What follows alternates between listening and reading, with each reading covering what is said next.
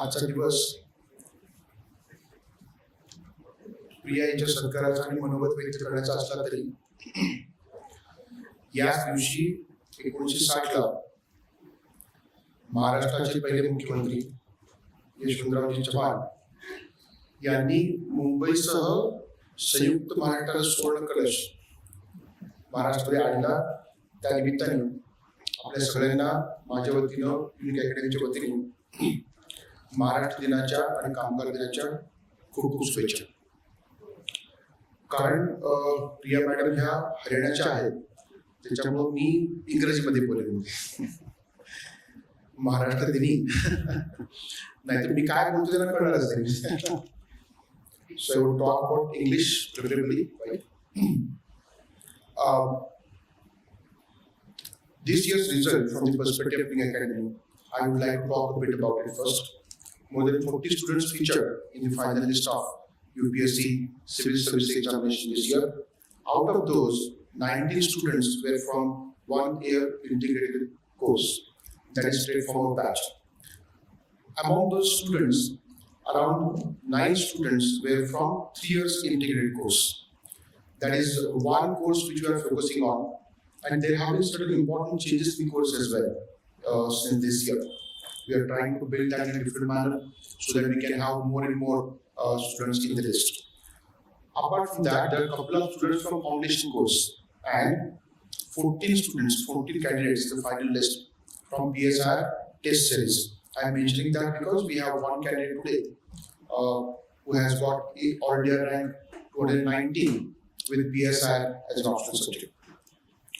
Let us talk a bit about PSR as an optional subject now, because she has appeared with PSR as an optional, plus she also has got background of political science in terms of her educational academic career as well. Since 2006-07, under the guidance of Honorable Tukaram Jadhav sir, Director of the Academy, we have been conducting PSI batches, and a number of students have been there in the list ever since 2008. In 2008, Sheetal Ughle Madam secured a rank of 37, who was guided by Tukaram Jadhav sir at that time. And since then, there has been a tradition, unbroken chain rather, of number of students who secured different ranks in the list of UPSC Civil Service Examination result. What is so special about this batch? Let me talk a bit about it. In PSR batch, we hold thorough discussions on every topic. It is important to understand different dimensions of different topics, and that is why when a particular student scores in PSR, that has to do with thorough preparation, something that we do as part of the batch.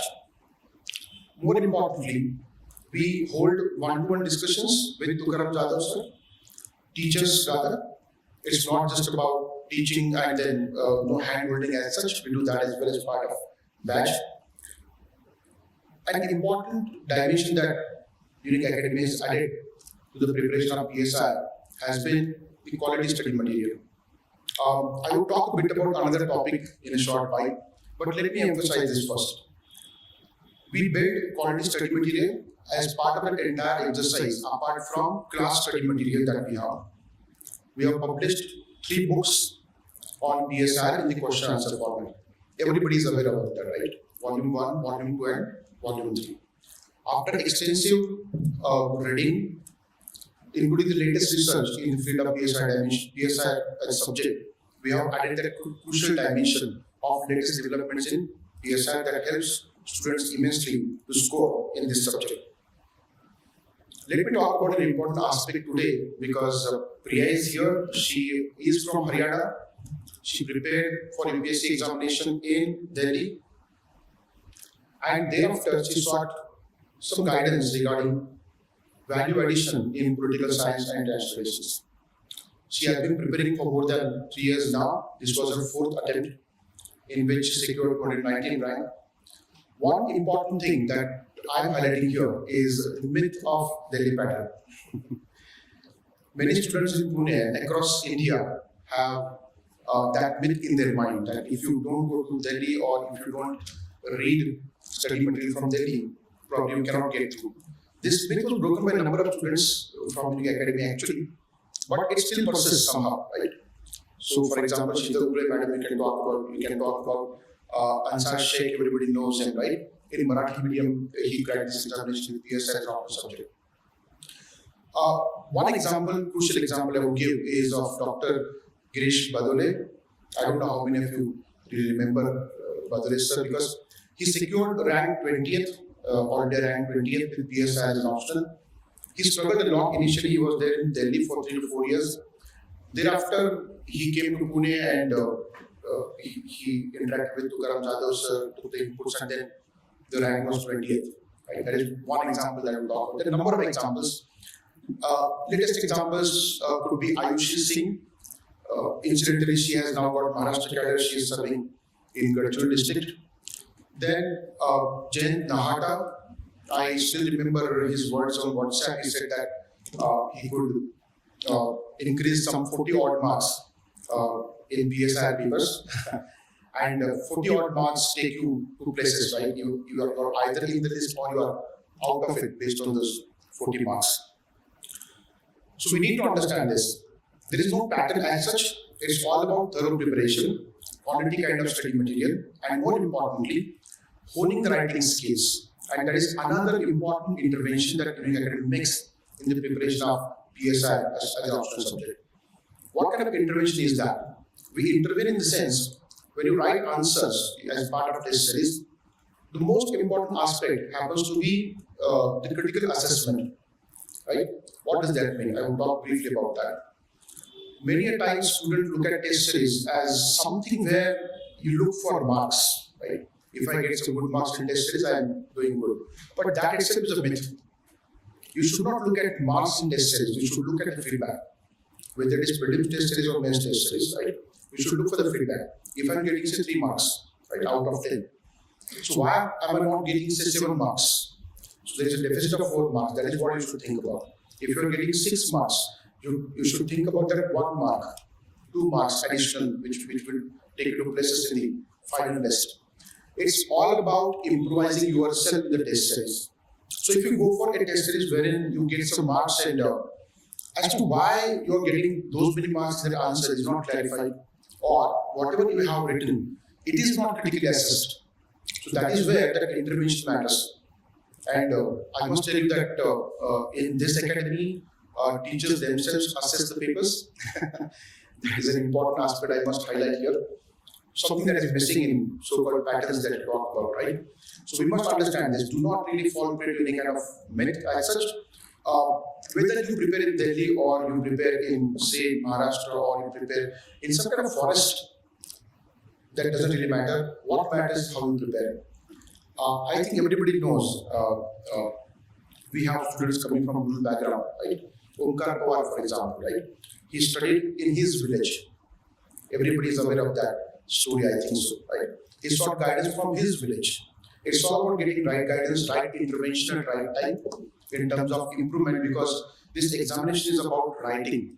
70 to 50 marks come from your writing in the mains examination. And out of those 500 marks come from the optional subject. So I must tell you that there's nothing like any kind of Delhi pattern or something like that. We have to talk more about that, because specifically she requested that she wanted to interact with all of you regarding what kind of preparation she did. I will talk more about her. But I must tell you one thing, Priya approached Unique Academy through one of the toppers of previous year, and Kartikeya Verma is his name. He is serving as IPS officer in Rajasthan Cadre today. He recommended Priya to go for Unique Academy's test series, PSI test series. That's how she came here, and now she has secured a rank of 490. Kartikeya also came here for PSI guidance, and he also prepared in Delhi for that matter. So that quote unquote Delhi part I must highlight here, right? Now let me introduce you to Priya. I will talk about her background briefly, and without wasting much time, I would invite her to speak. Priya has secured all-day rank 419. This year there is every possibility that she would get the IAS service, because her rank and her preference, and she comes from a farmer's family. She's a daughter of a farmer, right? After a long struggle and with a solid support from family, she has secured all there in 2019. She has done her BA honors in political science from Indraprasth College for Women, Delhi. She has done her masters in political science from IGNOU, right? She also has secured JRF, right? Fellowship in political science. So one thing that we should look for is she already had a background of political science, and then she looked for some guidance wherein she could score well in political science, right? So that we must hear from her today. We need to highlight certain things here which I tried, and now I invite Priya, and she will share her thoughts on these points that we talked about and her entire journey so far, right? With the permission of directors, I would like to go for felicitation of Priya first, and then she will express her thoughts today.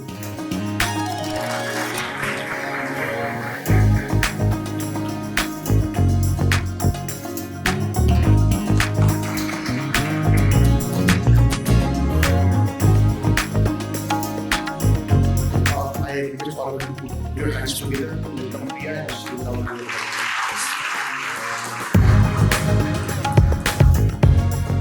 Good evening, everyone. This is Priya, and as you all know, and first of all, I'm very thankful to the whole team of Unique IS Academy. Sir has always helped me in securing good marks in political science. First of all, though I am a bit nervous because it's been 5 to 6 years since I have taken the mic, and again, thank you for this opportunity, sir, that you have allowed me to speak my heart out. So today, think of me as one of you. Just 1 week before the results, I was one amongst you, and today also I am one amongst you. Because we always remain student. We keep on learning things. And throughout my life, I will also try to remain a student. Before delving into how to prepare for UPSC and what has been my journey, first I would like to tell you about my background, be it schooling, graduation, or other relevant things. So I basically belongs to a very small village in Haryana, in Sonipat district. The name is Gharwal, and it lies in the deep pockets of Sonipat. My father is a farmer and he's a taxi driver. We are 3 siblings, so it becomes difficult for him to run the family. So from the very beginning, I have seen my father working very hard. Like very, very hard. I'm not exaggerating it. So seeing him, his struggle, his sacrifice for us, I used to think if he can work so tirelessly for another person, like he is my father. Father के angle से हटा के अगर हम बात करें तो he is a human being. तो अगर वो हमारे लिए इतना सब कुछ कर सकते हैं, सेक्रीफाइस कर सकते हैं, तो व्हाई कांट आई? मेरे को तो अपने लिए ही करना है. पहले आप अपने लिए कुछ करते हो, तभी आप सोसाइटी के लिए कुछ कर सकते हो. This is the first rule. So if he can do so much for me, for my family, then why can't I? So his struggle throughout the life, from being a simple farmer, has helped me develop the values like responsibility. I have tried to be a responsible child of my parents. I am the eldest one in my family. We are 3 brothers and sisters. I am the eldest one. So being the eldest child, there were certain responsibilities on me, which I have always tried to fulfill for my parents. Now talking about some schooling, some background, so that you all can relate to it. That nothing is impossible. If you have a weak background, if you are academically weak, still you can do. The need is the self-belief. अगर आप अपने ऊपर भरोसा नहीं करेंगे तो फिर कोई और नहीं कर पाएगा. और जो इसलिए मैं अपनी स्कूलिंग के बारे में आप लोगों को बताना चाहूँगी। मैं जैसे मैंने आपको बताया कि मेरी जो स्कूलिंग है, मैं एक घड़वाल विलेज से बिलोंग करती हूँ, सोनीपत में। तो उसके पास वाले गांव में एक स्कूल था which is in rural background only. So मैंने 12th क्लास गांव से ही की है। फिर उसके बाद मैं दिल्ली में इंद्रप्रस्थ कॉलेज फॉर वीमेन है, दिल्ली यूनिवर्सिटी में। वहाँ मेरे फादर ने, मेरी फैमिली ने, मेरे बहुत रिलेटिव्स हैं, जैसे मेरे मामा जी हैं, उन्होंने मेरा बहुत सपोर्ट किया है। और ऐसे करके मैं दिल्ली यूनिवर्सिटी में आई 2017 में, जहाँ पे मैंने पॉलिटिकल साइंस ऑनर्स किए 3 साल। और जो मेरी मास्टर्स है वो मैंने डिस्टेंस से की है, इग्नू से। तो जैसे आप भी काफ़ी लोग रिलेट कर पाओगे इस चीज़ से, जब हम एक लोकल एरिया में रह के पढ़ते हैं जहाँ पे आपका बहुत एक्सपोजर नहीं होता है, तो हमारा जो पर्सपेक्टिव होता है, जो कॉन्फिडेंस होता है, वो काफ़ी लो होता है। स्पेशली आपकी जो कम्युनिकेशन होता है, that's not very good. If we talk in relative sense, तो हमारा कम्युनिकेशन काफ़ी वीक होता है। तो same was the case with me. I used to speak Haryanvi in my school days only, and that came with me in Delhi University also. So there is no issue with speaking Haryanvi. I am very proud of it. But coming to Delhi, I was topper in my school, but topper from a school in rural village to competing with students who have come in Delhi University from very different backgrounds. Across the country, be it north, east, south, they have very good schooling. So it was very difficult for me to survive there or to acclimatize, basically I would like to say. So जो starting का 1 साल था college में, वो तो adjust होने में मेरा चला गया, मेरे को पता ही लगा कब निकल गया 1 साल। क्योंकि whenever I used to ask questions in the classroom, so I used to that Haryanvi tone from the very beginning, from my upbringing, that was with me. So everybody was used to look at me from very strange eyes कि ये कहाँ से आ गई है। तो तब तो पता नहीं होता है कि you need not to get under confidence, आप immature होते हो, same was the case with me. So I used to feel very underconfident. I stopped asking questions from the teachers, which was totally unlike of me when I was in the school. क्योंकि आप भी काफ़ी इससे relate कर पाओगे। जब भी class में नई टीचर आता है या किसी नए स्कूल में जाता है, किसी भी पढ़ाकू बच्चे का एक इम्प्रेशन जमाना होता है उनको टीचर पर। तो उसका तरीका होता है या तो उनके क्वेश्चंस का आंसर दो या उनसे क्वेश्चन पूछो, which I was not able to do in the first year of the college. मैं कहीं एक कोने में बैठी रहती थी क्लास में, गुमनाम, टीचर्स को मेरा नाम तक नहीं पता था। For the next 2nd and 3rd year in the college, मैंने कोशिश की, I improved upon my communication. फिर मेरे फ्रेंड्स अच्छे बन गए तो उन्होंने मेरी काफ़ी हेल्प की, जिनका एकेडमिकली काफ़ी स्ट्रॉन्ग बैकग्राउंड था। So from being very underconfident in English especially, I end up writing a whole year, complete year research paper, which has lot of field on transgenders community in Delhi. So it was totally 1 year, totally in English. So gradually I improved upon that. So from this journey, I just want to tell you that no matter what your background is, if you want to improve, you can improve. The thing is that. Next, as I told you, I did my master's in political science only. That was from distance because after 2020, in 2021, I started preparing for UPSC. So मैंने regular से political science नहीं किया, मैंने इग्नू से किया, and then I give NET JRF, so I qualified JRF in 2023. And talking about my UPSC journey, this was my 4th attempt, and thankfully and gratefully now I have come out of this vicious cycle of giving again and again exams. It's a big relief for me. And if someone asks me, Priya, how are you feeling after the exam? So this is the standard answer कि I am relaxed. Internally, within me, nothing has changed. Just the feeling of relaxation has come. I am the same as I was before the exam. Just the way outside world look at me has changed. Priya is same as it was before the result. And now you all are also preparing for UPSC. No doubt, this is one of the toughest exams in this country. And now, if you allow me, I would like to discuss in detail like what to do and what not to do in this exam. And throughout these 4 to 5 years, there have been a lot of things which I have faced because I have not taken any coaching formally. I did coaching only for optional subject, not for the GS part. So whatever I will be telling you is a tried and tested things like what worked for me, what didn't work for me, and what I have observed throughout these years of struggle. Because there are a lot of things to tell, so I have just made a structure for myself, like what to tell. Otherwise, I used to say to many people, like, my mind is a monkey mind. It keeps on jumping from one thought to, if I will not organize it, I will not be able to deliver what I should deliver to you all. So, I'll just refer to the structure, the way I should progress this talk.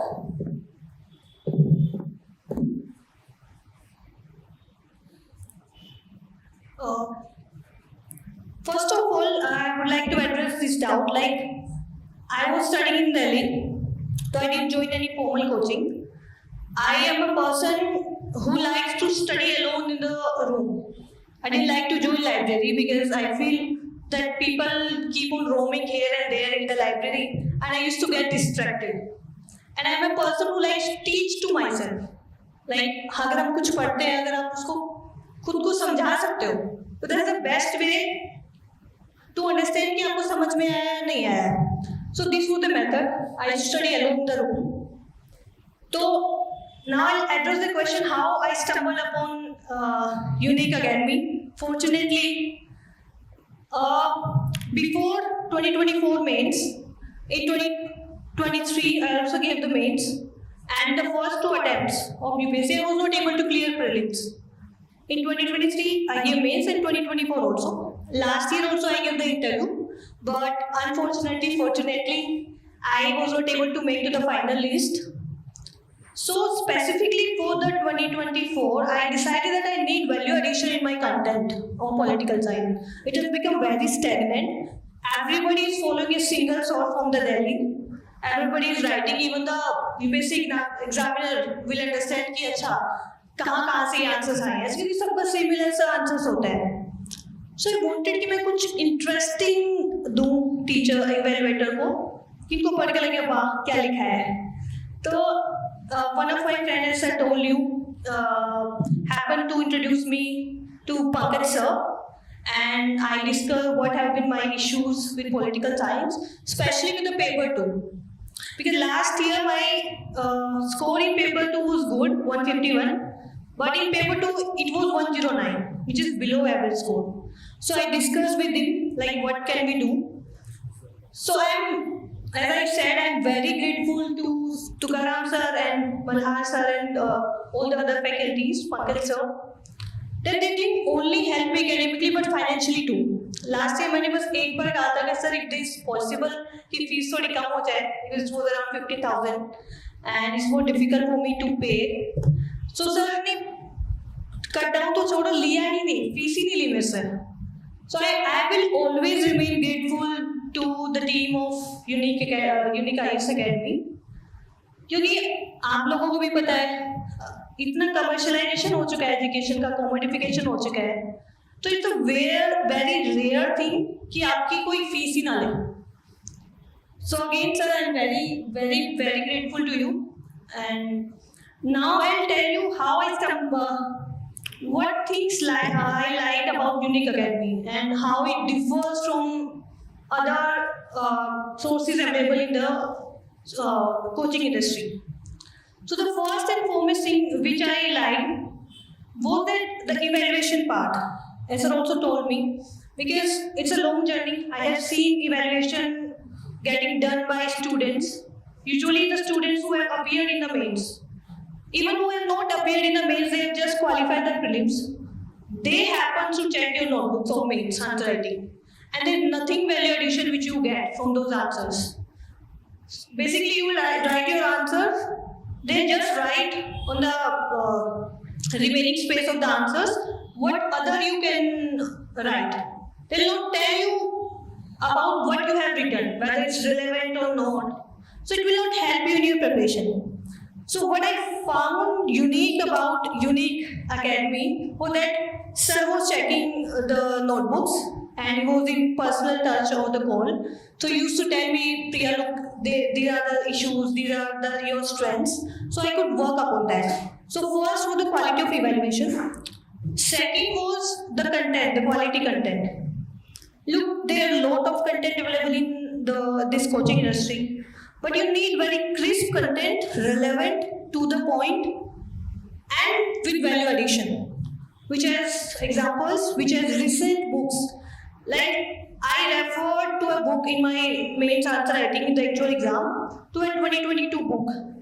So whenever the examiner will see, okay, student ने 2022 की किताब भी पढ़ी है, so it will create a good impact upon that person. तो वो जो newness की कंटेंट में, वो सर के जो भी यूनिक अकेडमी का जो टेस्ट सीरीज है, उनमें अवेलेबल थी.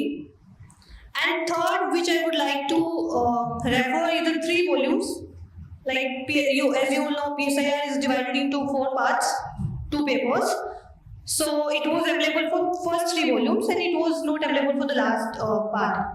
So selectively I referred to these volumes because it also covers PYQs and some new questions which can be asked. So I like this concept of question answer format.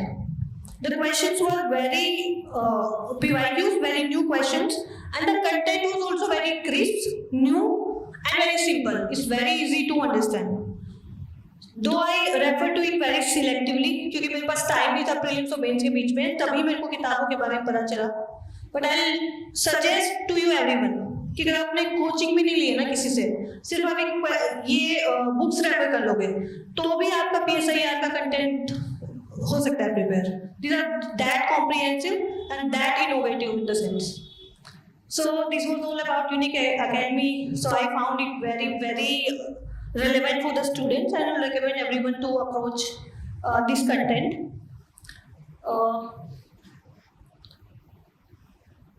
Next, I would like to tell you about why it took 4 years for me to clear this exam. Starting में जो first year था, second year था, so I would say this exam becomes difficult not because of lack of guidance, but because of misguidance. There are a lot of things available in the market. We students, especially from the weaker or a very humble background, they are not able to take the coaching. Lot of materials are available. They'll refer to talkers talks. They'll refer to different materials for same subject. They'll read it again and again, but will not revise. This is the main problem which happened with me also. मैंने इतनी सारी PDFs download कर ली first attempt में, second attempt में toppers की. अब वो PDFs मैंने कभी खोल के नहीं देखी. I was new to this. There was no one to tell me कि ऐसा नहीं करना है, ये नहीं करना है. Second mistake was the blunder I would say was to ignore PYQs. आपको प्रीवियस ईयर क्वेश्चंस इग्नोर नहीं करने हैं. They are the Bible for this exam. अगर मैं आपको कहूँ अगर स्टैटिक कंटेंट से भी ऊपर अगर कुछ है तो वो PYQs है. मैं आपको बाद में बताऊंगी कि PYQs कैसे पढ़ने होते हैं, क्योंकि हमें ये भी नहीं पता कि PYQs को पढ़ना कैसे होता है. Third thing which I did wrong in this attempt, like I was not able to maintain a balance between clarity over the content and the speed to cover the content. मैंने चीजों को जल्दी cover करने के चक्कर में जो internalisation था कंटेंट का, वो कहीं मिस कर दिया. और मेरी मिसकंसेप्शन ये थी कि अगर आपको English, suppose there is a book like Laxmikanth और एनी अदर बुक, अगर आपको उसको इंग्लिश टू हिंदी में कन्वर्ट करना आता है, it means you know how to read, how to study the things. That's this is a misconception, this is not right. अगर आप एनालिटिकली नहीं पढ़ोगे चीजों को, हाउ व्हेन कैसे चीजें हुई उसका बैकग्राउंड नहीं समझोगे, जस्ट प्लेन रीडिंग करोगे, तो आपको कंटेंट का विजुअलाइजेशन, इंटरनलाइजेशन नहीं होएगा. आप how will you be able to write in the answers. So मैंने ये चीज समझी कि प्रिया तूने कंटेंट तो पढ़ लिया है बट समझ में कुछ नहीं आया, इतना जस्ट मगअप कर लिया. तो वो नहीं करना है. आप स्लो पढ़िए थोड़ा सा, बट मेक श्योर कि आपने जो पढ़ा है उसकी इतनी डीप अंडरस्टैंडिंग हो आपको कि आपको अगर कोई पूछे तो आप एक सिंपल लैंग्वेज में आप उसको बता सको. तो ये कुछ चीजें हैं जो मैंने इग्नोर की थी फर्स्ट अटेम्प्ट में। थर्ड अटेम्प्ट में मैंने एनालाइज किया कि भैया गड़बड़ हो गई है, you need to improve upon the things. तो इन सभी चीजों पे मैंने थर्ड अटेम्प्ट में काम किया। जैसे मैं आप लोगों को बताऊंगी कि PYQs का मैंने आप लोगों को बताया, मैं आपको कंप्लीट स्ट्रेटजी बता देती हूँ कि प्रीलिम्स हमको लगता है कि सबसे डिफिकल्ट पार्ट है, and actually it's one of the toughest stages of this exam because it's unpredictable somehow, और लक का फैक्टर भी होता है। बट कुछ चीजें अगर आप प्रोसेस फॉलो करोगे, ऑर्गेनाइज वे में करोगे, तो दिस डूएबल। जैसे फर्स्ट चीज मैंने आपको बताई, स्टैटिक कंटेंट। अभी जैसे मैं कुछ स्टूडेंट्स को मेंटरिंग भी प्रोवाइड करती हूँ। मेरा इंटरव्यू जनवरी में फिनिश हो गया था, उसके बाद I am free from the last 3 to 4 months। So I decided कि क्यों ना जो मैंने चीजें गलती करके सीखी है मैं कुछ बच्चों तक वो चीज पहुंचा सकूं। तो उसमें भी मैंने नोटिस किया कि बच्चे क्या करते हैं, करंट अफेयर जो कि इतना वास्ट है तो उस पर ज्यादा ध्यान देते हैं, स्टैटिक पे ध्यान नहीं देते, उस पर क्लैरिटी गेन नहीं करते हैं। तो पहली चीज जो प्रीलिम्स के लिए चाहिए वो है कि पकड़ स्टैटिक पे, अच्छी ग्रिप होनी चाहिए एकदम क्लैरिटी के साथ। क्योंकि प्रीलिम्स के लिए मैंने ये चीज देखी कि अगर आप में सेल्फ कॉन्फिडेंस है ना कि हाँ मैं कर लूंगी, तो आपका प्रीलिम्स हो जाएगा। और सेल्फ कॉन्फिडेंस एक प्रोसेस से ही आएगा। The first process is clarity of the content, focus on the static part. Second is PYQs, क्योंकि इस एग्जाम में सिर्फ नॉलेज नहीं चाहिए, नॉलेज के साथ आपको MCQ एप्टीट्यूड और इंट्यूशन चाहिए। इंट्यूशन से मेरा मतलब है, सपोज एग्जाम में कोई क्वेश्चन आया, स्पेशली 2023 में जो पेपर है, suppose it was a different pattern, was different, तो उसमें क्या चाहिए था आपको, इंट्यूशन, कि अगर आपने क्वेश्चन पढ़ा है स्टिल आपको क्लियरली याद नहीं आ रहा है कि किसका आंसर क्या है, लेकिन आपको फीलिंग आ गई कि हाँ मैंने कहीं तो पढ़ा होगा, मैंने इतना पढ़ लिया है, इतना समझ के पढ़ा है, उस इंट्यूशन के बेसिस पे अगर आप आंसर लगाओगे ना तो वो ठीक होता है। बट वो इंट्यूशन भी ऐसे नहीं आती है। अगर आपकी इंट्यूशन वीक हो गई तो आपके आंसर नेगेटिव मार्किंग में चले जाएंगे। तो I will tell you how to develop this intuition. उसमें एक तो था clarity of the content, PYQs। Now how to study PYQs for the prelims, I will tell you later about mains. तो क्या होता है, हम लोग क्या करते हैं स्पेशली प्रीलिम्स की PYQs के साथ, whether it's subject wise questions or whether it's year wise questions, तो हमने पेपर सपोज 2015 का अटेम्प्ट किया GS का, क्वेश्चन सॉल्व किए with in the time bound, उसके आंसर मैच किए, टैली किए मार्क्स, दैट्स इट। उसके बाद आप नहीं रेफर करते, maximum of the student don't do, उसके बाद कुछ नहीं करते। एक्चुअली प्रोसेस के बाद ही स्टार्ट होती है। ये तो बहुत ही बेस लेवल था, इससे आपको 1% भी फायदा नहीं होगा। तो 2023 जो प्रीलिम्स था, और मैं आपको पहले एक बार प्रीलिम्स के मार्क्स बता देती हूँ कि how it is relevant, how it is studiable. 2023 में जो प्रीलिम्स की कट ऑफ थी वो it was 75 and my marks were 105 और 104, one of them. So there was 30 marks gap and I can identify that the process which I followed it helped me a lot. So PYQs के लिए आपको क्या करना है, जब आप starting में सब्जेक्ट्स कवर कर रहे हो, सपोज आपने पॉलिटी कवर कर ली है या कर रहे हो द वे हो, या कोई भी हिस्ट्री है, तो आपको पहले तो सब्जेक्ट वाइज क्वेश्चंस करने हैं विद द सब्जेक्ट, ताकि आपको पता चले कि आप सही डायरेक्शन में पढ़ रहे हो या नहीं पढ़ रहे हो, चीजें अंडरस्टैंड हुई है या नहीं, और ये भी पता लगा इसको कि किन एरिया से रिपीटेटिवली क्वेश्चंस आ रहे हैं।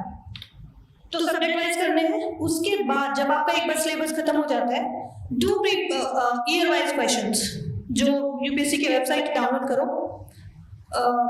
उसमें क्या करना है, आपको पूरा 2 घंटे आराम से बैठना है, पेपर देना है जैसे आप एग्जाम में देते हो, एनालाइज करना है, इतना तो आप कर लोगे, मार्क्स भी टैली कर लोगे। उसके बाद क्या करना है, जो 4 ऑप्शंस भी है ना, जैसे आपने फर्स्ट क्वेश्चन अटेम्प्ट किया, आपको देखना है कि क्यों गलत हुआ, सही हुआ है तो क्यों सही हुआ, तुक्के से तो नहीं सही हो गया। गलत होने की कई वजह हो सकती है, लैक ऑफ नॉलेज, अगर वो न्यू टॉपिक है तो आप उसको लिख लो, पढ़ लो, वहीं पे कवर कर लो। Second is the lack of revision, कि आपने पढ़ तो रखा है बट वो रिकॉल नहीं कर पा रहे। जो रिवीजन का मेथोडोलॉजी है वो भी मैं आप लोगों को बताऊंगी कि how it help me a lot. Third is the silly mistakes. Silly mistakes की भी बहुत सारी टाइप्स होती हैं। एक तो होती है जल्दबाजी में पढ़ लिया, दिमाग में क्या होता है, प्रीलिम्स में अगर आपका the more the focus you have while solving the prelims questions, the more numbers you will get with a simple calculation. क्योंकि अगर आपका फोकस नहीं होगा तो जो क्वेश्चन की इतनी सारी स्टेटमेंट्स होती है, क्वेश्चन 1 है 3-4 स्टेटमेंट है, फोकस लूज किया आपने, मिस इंटरप्रेट किया, आंसर लगा दिया तो आपका रॉन्ग हो गया. That's one of the silly mistakes. Second क्या होती है, करेक्ट इनकरेक्ट वाली. ये तो आप लोगों को पता ही होगी, उसको आप सर्कल नहीं करते हो. तो यूपीएससी बोल्ड करके देती है करेक्ट इनकरेक्ट को, स्टिल हम मिस्टेक्स करते हैं उस चीज में. तो जो सिली मिस्टेक्स को अवॉइड करनी है. सिली मिस्टेक क्योंकि अगर आप एकदम कट ऑफ के बाउंड्री पे हो ना, सपोज आपने पेपर दिया, प्रीलिम्स क्लियर नहीं हुआ तो बहुत चुभेगी आपको. 10-15 मार्क्स का गैप है तब तो चलो नहीं चुभेगी, लेकिन एकदम बाउंड्री पे रह के तो जो गिल्ट होगा ना, regret, it will be huge. तो आपको क्या करना है, ऐसे सिली मिस्टेक तो अपनी डायरी में नोट कर लेना कि ये सिली मिस्टेक्स मैं करती हूँ रिपीटेडली. तो अगली बारी अगर आपको कोशिश करनी है वो दोबारा से रिपीट ना हो. So this is one of the issue with this. Now PYQs एक तो मैंने बता दिया कि क्या क्या देखना है. सेकंड चीज जो आपको पीवाईक्यू को एनालाइज करते टाइम देखनी है वो है जो 4 ऑप्शन दिए होते हैं ना पीवाईक्यूज में, उस पे भी आपके पास कंटेंट होना चाहिए. वेल एंड गुड अगर पहले से कंटेंट है या तो आपकी स्टैटिक में वो चीज कवर होगी, सब कुछ तो न्यू होगा नहीं. अगर कंटेंट नहीं है तो आपको क्या करना है, what I used to do कि जो year wise question paper download किया है उसके साइड में काफी स्पेस होता है यूपीएससी क्वेश्चन पेपर में ना, तो आप सर्च करो गूगल पे या आजकल तो it's very easy, chat GPT पे सर्च कर सकते हो, साइड में वो लिख लो कंटेंट.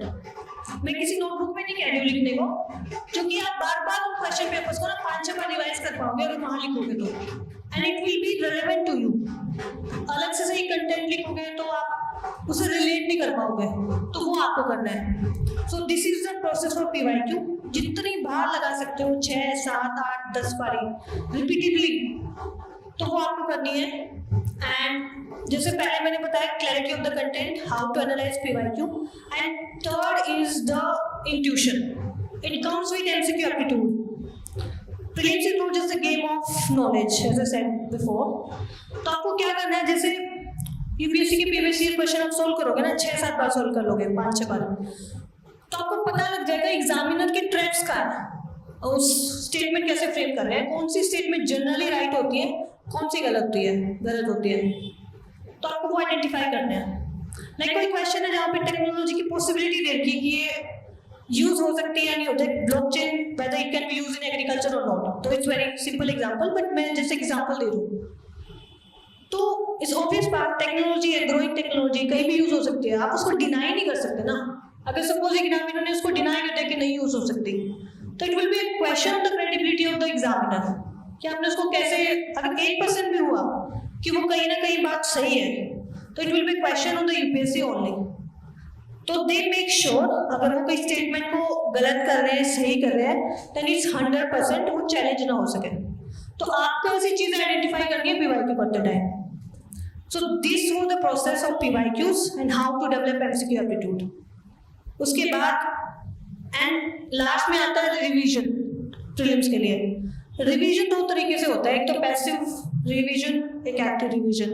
मैं एक्टिव रिवीजन फॉलो करने वालों में से हूँ. एक्टिव रिकॉलिंग जो प्रोसेस होती है उसमें मेरे कुछ फ्रेंड्स थे जिनमें से थे कि जिनको एक्टिव रिकॉलिंग की जरूरत ही नहीं है, उनका दिमाग इतना शार्प है कि वो 2-3 बार ही पढ़ेंगे तो ऐसे ही मैक्सिमम चीजें याद हो जाएंगी. But that was not the case with मी. तो मैं ये कहना चाहती हूँ, कस्टमाइज योर प्रिपरेशन. कुछ चीजें बेसिक लो, सब जगह से लो, लेकिन अपनी स्ट्रेंथ एंड वीकनेस के हिसाब से उसको कस्टमाइज कर लो. This thing I will also tell you while discussing how to prepare for mains and PS, specifically PSIR, कि कैसे कस्टमाइज करना है. भेड़ चाल नहीं चल रही हमें. तो I just lost the mic. I was telling about revision, active recalling. तो आपको क्या करना है, सपोज मैंने लक्ष्मीकांत पढ़ी, मैंने पॉलिटी वहां से की, लक्ष्मीकांत सीखी थी. सो मैंने एक बार लक्ष्मीकांत कवर कर लिया, अब मैं रिवाइज करने की कोशिश कर रही हूँ. तो आपको पेज बाय पेज दोबारा से नहीं पढ़नी है वो वाली चीज ना, कि आपने इलेक्शन ऑफ द प्रेसिडेंट क्या होता है, आप सिंपल रीडिंग लगा रहे हो, उससे कुछ नहीं होगा. आप बस अपने दिमाग को बहला रहे हो कि मेरे को चीजें याद है, क्योंकि वो यूं तो रिकॉल कर लेगा, हाँ मैंने पढ़ा था, मेरे को याद है, लेकिन जब एग्जाम में एमसीक्यू सोल्व करते टाइम प्रेशर आएगा ना दिमाग पे, तो वो it will not be able to recall it. Same मेरे साथ होता था. तो मैं क्या करती थी, सपोज प्रेसिडेंट का चैप्टर है, उसमें सब इंडेक्सेस दिए होते हैं लक्ष्मीकांत में, किताब बंद करके याद करो कि अगर मैं याद कर रही हूँ कि इलेक्शन इंडेक्स खोला, इलेक्शन ऑफ प्रेसिडेंट कैसे होता है, क्वालिफिकेशंस क्या है, रिमूवल क्या है, पावर्स क्या है, आप दिमाग में सोचो। आइदर तो आप ऐसे एक्टिव रिकॉल करो या फिर स्क्रिबल करो। मैं स्क्रिबल करने वालों में से हूँ। कई बार मैं स्क्रिबल भी करती थी, कई बार मैं एक्टिव ऐसे दिमाग में भी सोचती थी। स्क्रिबल का मतलब है कि साफ साफ नहीं लिखना है, बहुत टाइम लगेगा, बहुत ही बुरी तरीके से स्पीड से लिखना है, जस्ट आपको पता हो कि मैं क्या लिख रही हूँ, बस उतना, कुछ क्लैरिटी। उससे क्या होगा, आपको पता लग जाएगा आपको याद है या नहीं याद है। और जो चीजें याद नहीं होंगी ना, सपोज आपको जो चीजें मिस कर गए, सपोज इलेक्शन ऑफ प्रेसिडेंट याद आ गया, उसी क्लास क्वालिफिकेशन की एक कंडीशन याद आ गई, तो भूल गए आप। तो जब आप किताब खोल के याद करोगे ना, तो आपका दिमाग ओवरली फोकस करेगा उन दो चीज मिस हुई है। तो जो दो चीज मिस हुई है वो आपको बात के लिए याद रहेंगे, लॉन्ग टर्म मेमोरी में ऐड हो जाएंगे। तो मेमोरी वर्क्स, जितना आप प्रेशर डालोगे अपने दिमाग में चीजों को याद करने के लिए, तो सपोज आपकी बारी, आपको 60% याद था, 40% याद नहीं था। जब सेकंड रिवीजन करोगे, थर्ड रिवीजन करोगे, तो जो रेशियो है भूलने का वो 30 होता जाएगा, 20, 10। लास्ट मिनट के लिए जो लास्ट रिवीजन होता है प्रीलिम से पहले, बहुत कम चीजें होंगी जो आपको याद नहीं रह रही होंगी, उसको आपको बात के लिए हाईलाइट करना है। रेड पेन से या जैसे भी मैं हाईलाइट कर देती थी, ताकि प्रीलिम्स आने वाला है उससे 2 दिन पहले मैं उस पर ओवरली फोकस करूँ कि प्रिया ये कुछ चीजें हैं तो भूल रही है, इसको रिवाइज करना है। सो this was all about prelims. एक लास्ट चीज है मॉक टेस्ट। मॉक टेस्ट उतने ही लगाइए। अब क्या होता है, कुछ बच्चे कहते हैं मैं 35 लगाऊं, 50 लगाऊं। आप उतने ही लगाइए जितना आप उनको रिवाइज कर पाओ, उसका एनालाइज कर पाओ। 50 टेस्ट दे दिए, रिवाइज एनालाइज किया नहीं है। जैसे प्रीलिम्स पीवाईक्यूज मैंने आपको बताया एनालाइज करना है, वैसे वो करना है। कुछ नया कंटेंट है तो उसको ऐड करना है, बस इतना। तो 30 लगाइए, 35 लगाइए, depending on your capacity, whether you will be able to revise it और नॉट। तो ये मॉक टेस्ट का क्राइटेरिया है। आई थिंक प्रीलिम्स से रिलेटेड कुछ और कोई डाउट है तो आप लोग पूछ सकते हो, फिर I will shift to PSIR specifically.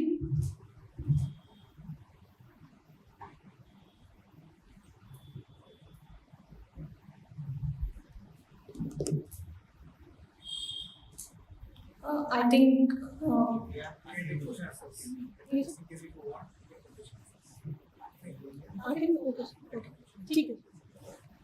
we can take questions in the last if you want collectively, that will be fine.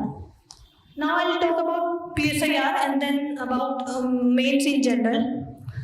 तो PSIR, जैसे आपको मेरा बैकग्राउंड पता है, मैं तो पॉलिटिकल साइंस में ऑनर्स है, JRF भी है, देन मास्टर्स भी इसी सब्जेक्ट में है। Still I took the coaching for PSIR। क्योंकि कॉलेज में क्या होता है, आप इतना सीरियस नहीं होते, आपको चीज़ें समझ में भी नहीं आती हैं, तो आपको इस एग्जाम से रिलेटेड एकदम क्लैरिटी होनी चाहिए कंटेंट के लिए।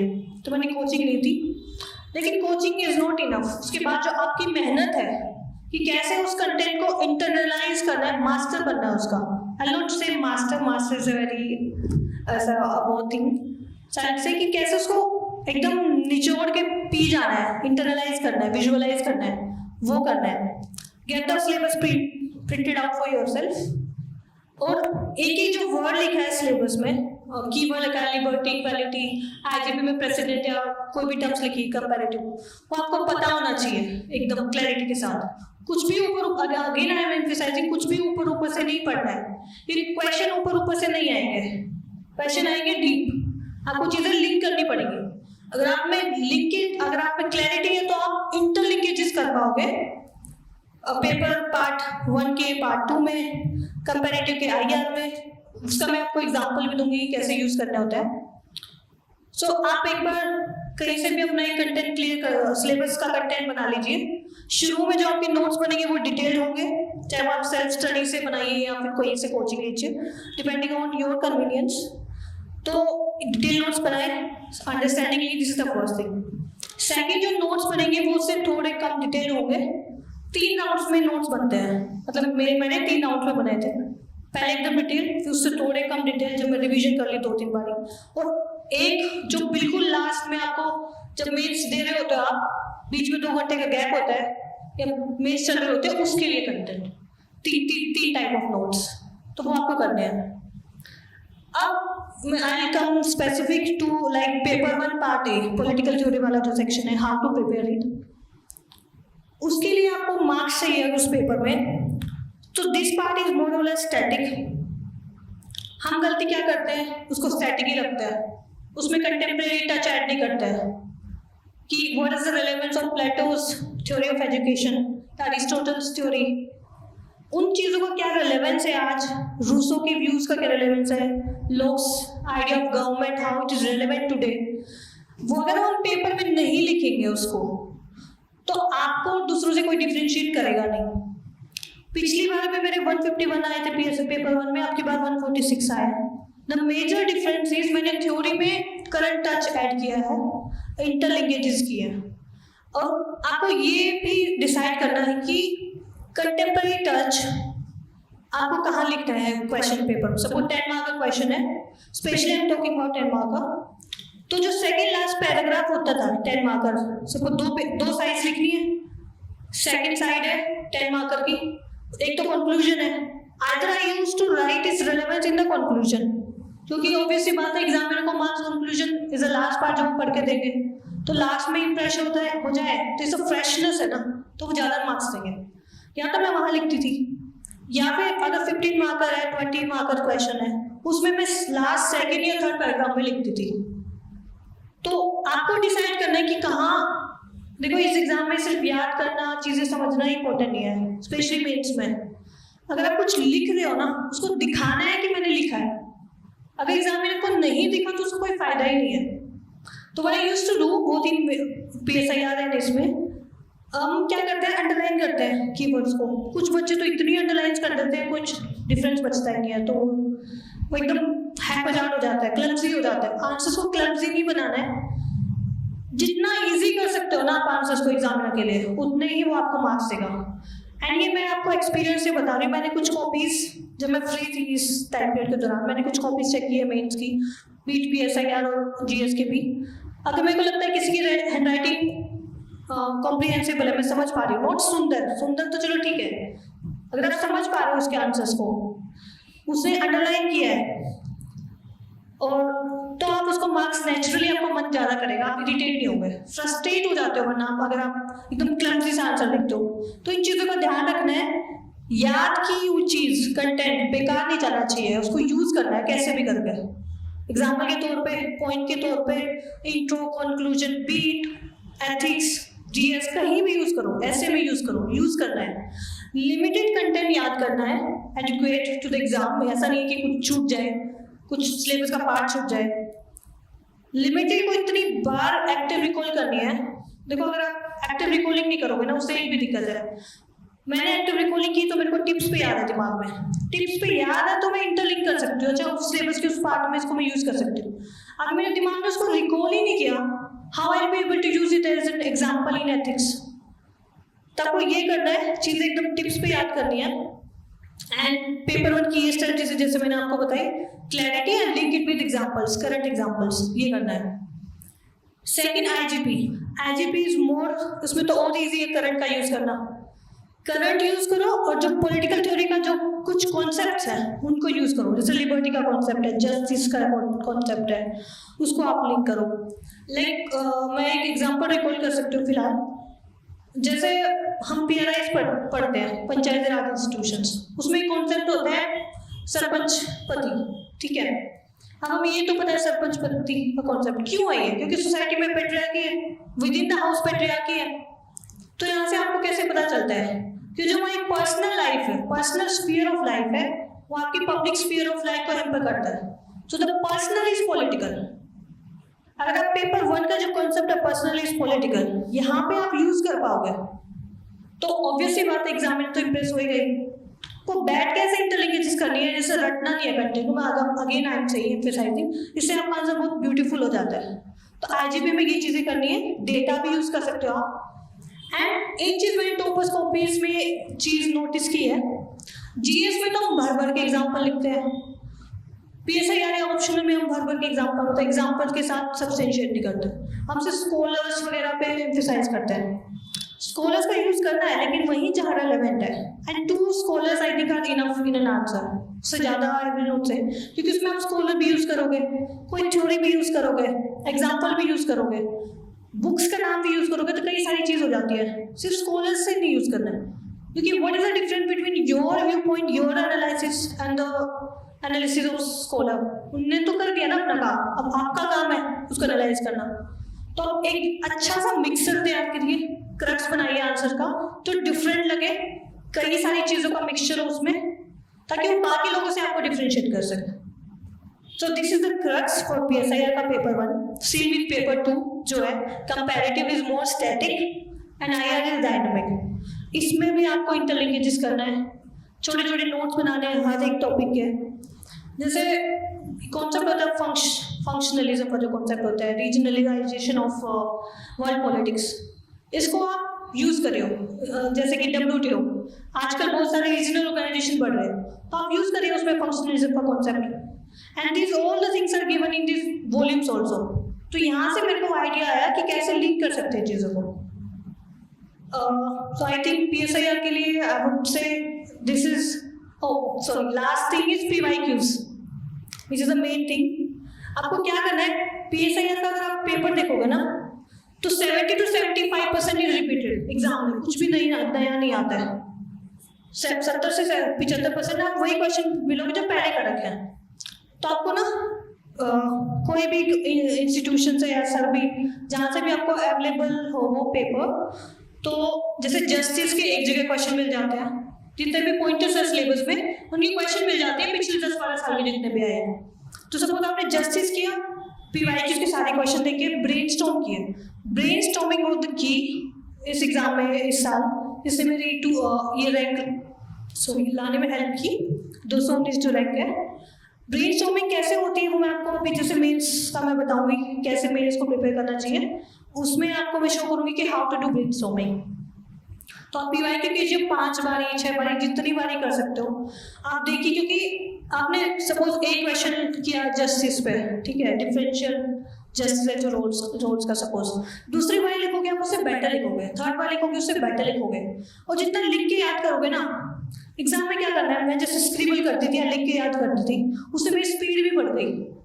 मेरे कभी हाथ नहीं दुखे मेंस के टाइम आंसर लिखते टाइम। बच्चों के बहुत जनरली होता है कि हाथ दुख जाते हैं, पाम दुखने लगती है, हमारी जो कलाइयाँ होती है, मेरे साथ नहीं हुआ, क्योंकि मेरे को लिख लिख के याद करने की आदत थी। वो आप अपने कंफर्ट के हिसाब से देखिए कि आपको लिख लिख के याद करना है या जैसे भी करना है। तो PSIR के लिए यही मेन चीज़ थी। बाकी अगर बाद में आप कुछ डाउट होगा तो I answer for that. Now the third part is mains की प्रिपरेशन। ऐसे GS1, 2, 3 एंड 4, अगर 3 सब्जेक्ट्स में से पॉपअप होकर दिखते हैं जहाँ पे डिफरेंस क्रिएट होता है, वो है ऐसे, GS2 में भी अच्छे मार्क्स आ रहे हैं आजकल, एंड GS4 एथिक्स पेपर। क्योंकि इसमें क्या होता है, ऐसे है कोई एक आप ये आइडेंटिफाई कर सकते हैं कि what is the reason behind कि इनमें इतना गैप क्यों है, वेरिएशन क्यों है मार्क्स में। जैसे इस साल की मैं बात करूं, किसी स्टूडेंट के तो 144 भी आए हैं जैसे रैंक 2 के, किसी के 60s में भी है। आपके पास जनरली मार्क्स 2 डिजिट में आए हैं ऐसे में, विच इज लेसर मार्क्स। तो वहाँ आपको पता चलता है कि ऐसे को लिखने का कोई एक तरीका है नहीं, सबके थॉट्स अलग है, सब अलग अलग तरीके से इंटरप्रिटेशन करते हैं। और हम लोग क्या करते हैं, ऐसे को इग्नोर कर देते हैं। स्टार्टिंग में मेरे साथ भी हुआ पिछले अटेम्प्ट्स में, ऐसे क्योंकि मार्क्स तो सेम है ना, 250 मार्क्स, जैसे GS1, 2, 3 उनके भी 250 मार्क्स है, लेकिन जो आपको आउटपुट मिलेगा वो ऐसे में ज़्यादा है, स्टिल हम उसको इग्नोर कर देते हैं। यानी हम सबके साथ है, मोस्ट ऑफ द पीपल के साथ है। जो लोग इस पर फोकस कर लेते हैं वो लेवरेज ले जाते हैं, 144 ले जाते हैं। तो जो गैप आएगा ना, वो लिस्ट में आपको अंदर भी लेके जा सकता है, इन भी कर सकता है और आउट भी कर सकते हैं। तो आपको ऐसे ही इग्नोर नहीं करना है।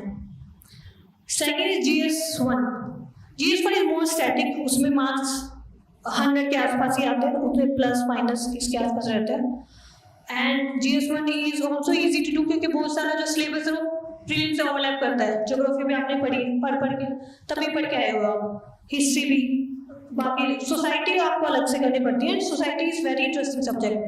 क्लियरली उसमें जैसे रीजनलिज्म, ग्लोबलाइजेशन, इन पर 2-3 पेजेस के नोट्स प्रिपेयर कीजिए, अंडरस्टैंडिंग रखिए, डेटा रखिए, कुछ एग्जाम्पल्स, कुछ अच्छे कीवर्ड्स, जैसे वीमेन अगर आप पढ़ रहे हो, तो खुद आप जब आप रिवाइज कर रहे होते हो ना, एक्टिव रिकॉलिंग कर रहे होते हो, तब दिमाग में क्या क्या रिवाइज करोगे सोसाइटी से रिलेटेड। सपोज मैं पढ़ रही हूँ वीमेन से रिलेटेड कोई टॉपिक, तो उसमें से एक चीज मैं याद करूंगी, what are the keywords related to women, commodification of women, objectification of women, ठीक है, पैट्रियार्की हो गया, ठीक है, सरपंचपति, ये टाइप की जो feminisation of agriculture, feminisation of poverty, या ग्लोबलाइजेशन में है वोल्माटाइजेशन ऑफ चॉइसेस, ठीक है, रिलीजियन, डिजिटाइजेशन ऑफ रिलीजन उसकी वजह से हो रहा है। इससे क्या होता है कि आप ना वेल रेड इंसान दिखते हो एग्जामिनर को, आपको दिखाना है कि बेशक से हम वेल रेड ना हो, आपको दिखाना है कि हम वेल रेड इंसान हैं। और everything in mains is all about कि आपका परसेप्शन क्या बनता है आपकी कॉपी देखने के बाद, वो चीज बनता है आप कैसे स्ट्रक्चर कर रहे हो, क्या कीवर्ड यूज कर रहे हैं, डेटा कितना ग्रिस्प है आपका आंसर, इंट्रोडक्शन क्या है, कंक्लूजन क्या है, फ्लो चार्ट है या नहीं। जितना वो अच्छा सा लगेगा ना उतने मार्क्स आएंगे, दैट्स द क्रक्स। तो GS1 के आपको टॉपिक्स पता है कैसे पढ़ने हैं। GS2 क्योंकि हमारा PSIR है तो काफी हेल्प हो जाती है, मैंने हाईआर अलग से नहीं पढ़ा, पॉलिटिकल बहुत सारी चीजें हैं। अब क्या होता है, कुछ बच्चे कहते हैं कि कितना यूज कर सकते हैं हम पॉलिटिकल साइंस का जो कंटेंट है GS2 में, देखो ज्यादा स्कूलर्स तो यूज करने नहीं, टेक्निकल नहीं बनाना है, नेगेटिव जाता है। I don't know how much this is true, but मैंने बहुत सुना है कि अगर आप ज्यादा कंटेंट डाल दोगे PSIR का उसमें तो वो नेगेटिव जाता है। आप कुछ पॉपुलर जो स्कूलर्स हैं उनको अगेन यूज कर सकते हो, जैसे एंथनी गिडेंस है, आई थिंक सबको पता होगा जनरली, ग्लोबलाइजेशन में यूज कर सकते हो, मेन जो स्कॉलर्स है उनको यूज करिए। अच्छी जो टर्म्स एनालिसिस जो यूज किए ना आपने, डेवलप किए पोल साइंस से, वो एनालिसिस यूज कर दो। अगर स्कॉलर से रिलेटेड भी कोई चीज यूज कर रहे हो, कंटेंट यूज कर रहे हो, स्कॉलर का नेम मत मेंशन करो, वो जो उन्होंने बात कही है ना वो सिंपल वर्ड्स में लिख दो, उससे आपको हेल्प मिलेगी PSIR में। तो सोशल जस्टिस का कॉन्सेप्ट हो गया, social justice overlapping with society के कुछ टॉपिक्स, तो वहां से आपका कवर हो जाएगा। 2-3 पेजेस के नोट्स बनाइए, मोर देन इनफ, उसी को रिपीटेडली रिवाइज कीजिए। IR will get covered from PSIR। अब है GS3 पेपर थोड़ा टेक्निकल हो जाता है, साइंस एंड टेक है, इकोनॉमी है, these are bit technical subjects, इसमें जनरली मार्क्स कम आते हैं, लेकिन ये बहुत ही इंटरेस्टिंग सब्जेक्ट है। इसमें जैसे इकोनॉमी हम फिल्म से पढ़ते हैं, साइंस एंड टेक भी पढ़ने का तरीका है। साइंस एंड टेक आपने नोटिस किया होगा, जो न्यूज में प्रोमिनेंट इश्यूज चल रहे होते हैं ना, जैसे चंद्रयान 3 चल रहा था, गगनयान है, जनरली वो उससे पूछते हैं। अगर वो इधर उधर से पूछेंगे तो फिर सबके लिए बात बराबर है ना, वहां आपकी काम आती है जो स्किल होती है ब्रेनस्टॉर्मिंग की skill and how to generate the points and also discuss about it कि कैसे पॉइंट्स जनरेट करता है, कैसे चीजों को इंटरलिंक करता है। तो GST के अगेन सारे सब्जेक्ट्स कवर करने हैं, हर एक पे 2-2, 3-3 पेजेस के नोट्स बनाने हैं। उन नोट्स में इंट्रोडक्शन में डेटा, डेफिनेशन, कोई हिस्ट्री हो उस चीज की, करंट एग्जांपल हो, स्कीम्स हो, कुछ भी आप लिख सकते हो। फिर उसमें कुछ हेडिंग्स होती है, किसी चीज के एडवांटेजेस क्या है, बेनिफिट्स क्या है, उसके फीचर्स क्या है, चैलेंजेस क्या है, या फिर लूप होल्स क्या है, what is the status of it, और वे फॉरवर्ड क्या है, way forward and government steps, ठीक है। और कंक्लूजन में कुछ अच्छे वर्ड जैसे SDGs वगैरह हम याद करते हैं, मेक इन इंडिया टर्म हो गई, ठीक है, अमृत भारत टर्म्स हो गई, ऐसे ऐसे कलेक्शन कीजिए। और जो कलेक्शन है वो आपका प्रिपरेशन में जो कंटेंट प्रिपेयर करोगे कुछ तो वहां से हो जाएगा। कुछ टॉपर्स के आंसर कॉपी कैसे रेफर करनी है वो मैं आपको बताऊंगी। तो आप जब आप रेफर करोगे तो वहां से कुछ कंटेंट मिल जाएगा। सपोज मैं क्या करती थी, मैं अपने लिए डिजिटल फाइल रखती थी, मैंने अपने जो नोट्स है वो OneNote पे बनाए हैं, उसमें बहुत ईजी हो जाता है कंटेंट को डिलीट करना और ऐड करना।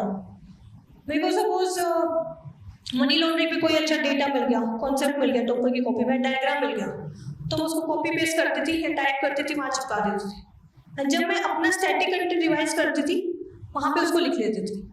अदरवाइज अगर आप क्या होता है, ह्यूमन बीइंग बहुत ही लेजी है, हमारा माइंड बहुत ही लेजी रजिस्ट करता है, हम सोचेंगे यार छोड़, ये अच्छा पॉइंट है, जब मैं नोट्स खोलूंगी ना अपने तब लिख लूंगी, तब बाद में याद नहीं आता है। इसलिए उसको डिजिटली अपने लिए एक फाइल बनाइए, या तो वर्ड यूज करिए या OneNote यूज करिए और वहां पे लिख लीजिए। एंड जब अपना वो content suppose internet security revise करोगे तो वहां पे आप उसको ऐड कर लेना, it will be easy for you, ठीक है। तो ये हो गया GS3, सेम पैटर्न सब में फॉलो होगा। And GS4 is a very special subject. इसमें भी मार्क्स काफ़ी ज़्यादा आते हैं। Again I am saying you can identify the reason why marks are higher और डिफरेंस क्यों आता है, क्योंकि यहाँ पे भी स्टैंडर्ड आंसर नहीं है, सबके आंसर डिफरेंट होंगे, which is lesser the case with all GS2 GS1 2 3, क्योंकि वीमेन से रिलेटेड कंटेंट के वही रिपीटेडली वही पॉइंट्स होने हैं, क्या क्या इश्यूज है, क्या चैलेंजेस है।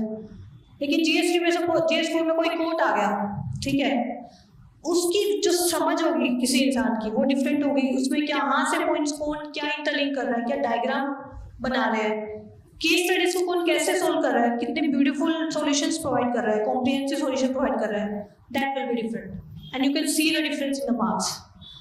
तो GS4 का कभी भी बिना आंसर राइटिंग के काम नहीं चल सकता।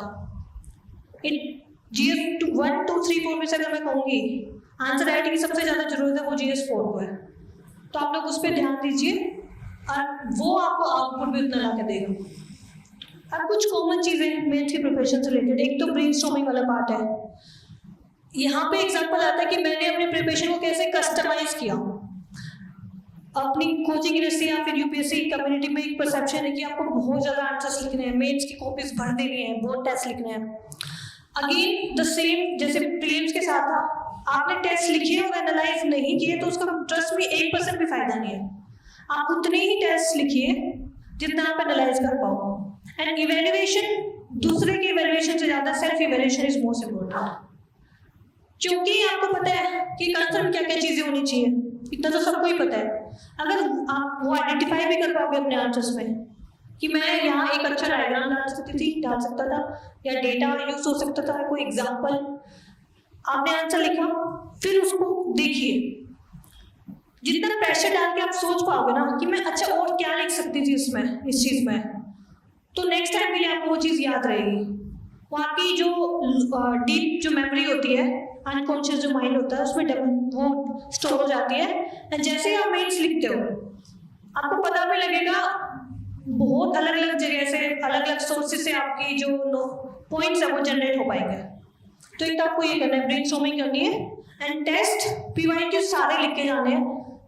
एक बारी तो देखो मिनिमम ही है, 2 बारी लिख लो तो बहुत अच्छा है। 2 बारी मतलब प्रीलिम्स से पहले जो दिसंबर तक का टाइम पीरियड होता है और प्रीलिम्स के बाद, प्रीलिम्स टू मेंस, 2 बारी आप PYQs लिख लो।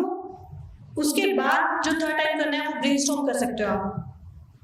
मैंने आपके बारे किया, मैंने ये आइडेंटिफाई किया, जब 2023 का मैंने मेंस दिया, चीजें मेरे को इतने अच्छे से याद नहीं थी, कंटेंट तो मेरा प्रिपेयर था, चीजें मैं उतने लास्ट टाइम तक ना याद नहीं कर पाई। एंड याद नहीं कर पाई तो इंटरलिंकेजेस कैसे हो पाएंगी, आप तो एक्टिव रिकॉलिंग करनी है। स्टिल पेपर लिख, जब मेंस स्टार्ट हुए तो मैंने सोची कि इतना तो हो गया है। पेपर स्टार्ट होने से पहले मैं अपने आप से ही कहती थी, प्रिया एनी हाउ तेरे को पेपर कंप्लीट करना है, सारे क्वेश्चन टच करने हैं, चाहे कोई क्वेश्चन पे आधा पेज या एक साइड ही लिखी जाए, क्वेश्चन सारे टच करने, छोड़ना कुछ नहीं है। मेरा ध्यान उस पे था, irrespective of the quality of the content, कैसा स्ट्रक्चर है, मैं उस पर ध्यान इतना नहीं दे पाई, कहीं दे पाई, कहीं पे बहुत अच्छा हुआ, कहीं पे खराब भी हो गया। तो उससे क्या हुआ, मेरी इंटरव्यू कॉल आ गई, एटलीस्ट इंटरव्यू कॉल तो आई। फिर इस चीज से मैंने सोचा कि प्रिया मेरा तो इतना कंटेंट भी इतने अच्छे से टिप्स पे नहीं था, ठीक है, याद भी नहीं थी चीजें, और शायद इतनी मे बी इतनी डीप अंडरस्टैंडिंग नहीं हो कैसे आंसर लिखता है। Still I was able to get a interview call, paper complete कर पाई, यानी मैं स्पीड के साथ तो कोई इशू नहीं है, पेपर तो मैं कर दूंगी, लिख दूंगी, उसके साथ कोई इशू नहीं है।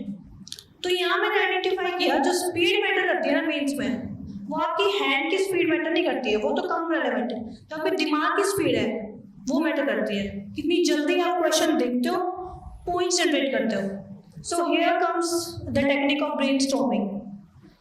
मैंने सपोज जून जुलाई अगस्त 3 महीने फ्री होते हैं प्रीलिम्स और मेंस के बीच में, एंड 15 दिन सितंबर में मेंस के होते हैं। तो मैंने क्या किया, जून और मिड ऑफ द जुलाई तक मैंने टेस्ट लिखे, फुल लेंथ टेस्ट लिखे, मैं उनको अपलोड भी करती थी चेक करवाने के लिए।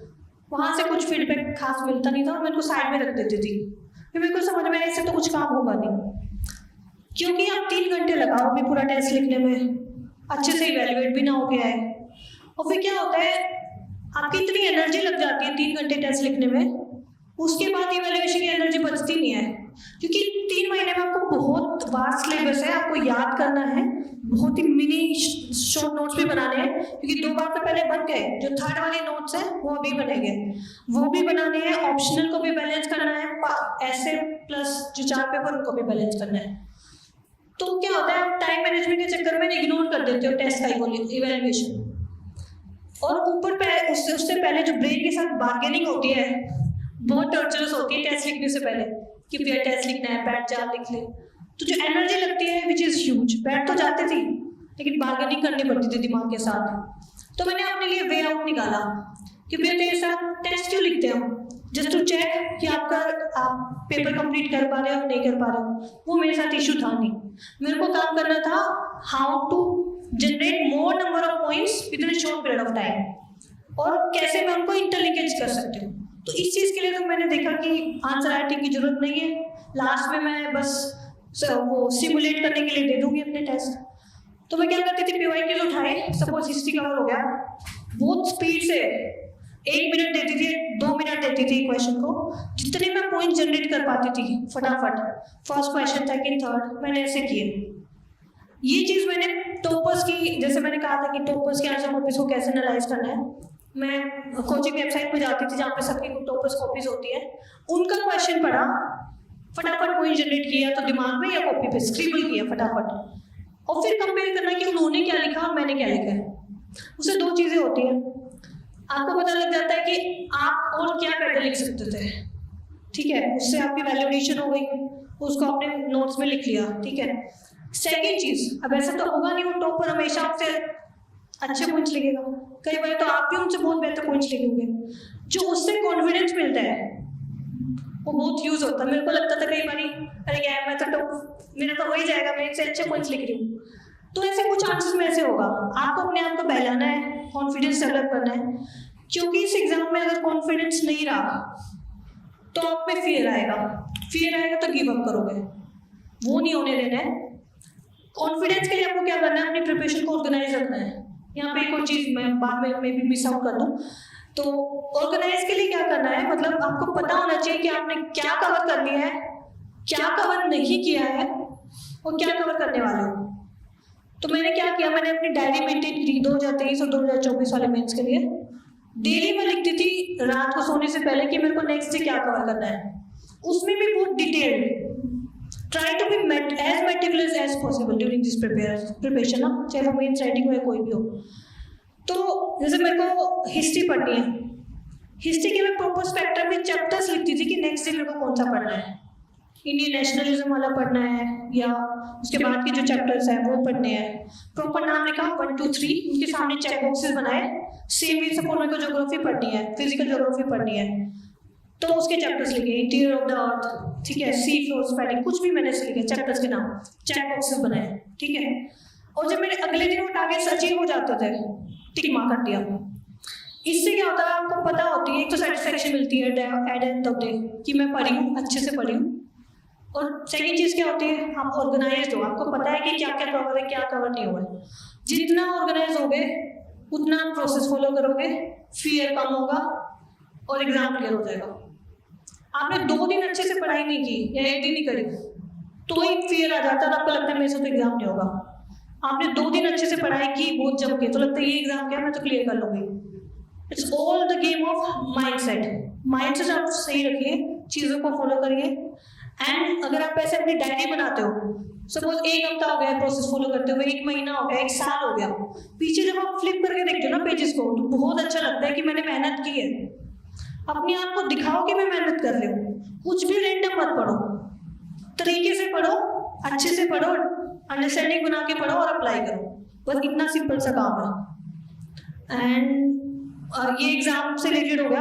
बाकी मैं चीजें जैसे कैसी वैल्यूज आपको हेल्प करती है इस प्रिपरेशन में।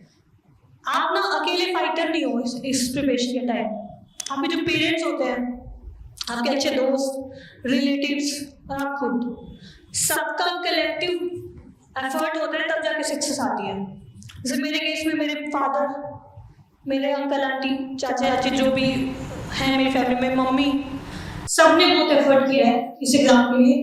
तो सपोज एक दिन मेरी पढ़ाई नहीं, अब ह्यूमन बींग्स है, 5 दिन पढ़ाई होगी, 1 दिन नहीं होगी। तो उसी दिन ना मेरे को गिल्ट आ जाता था।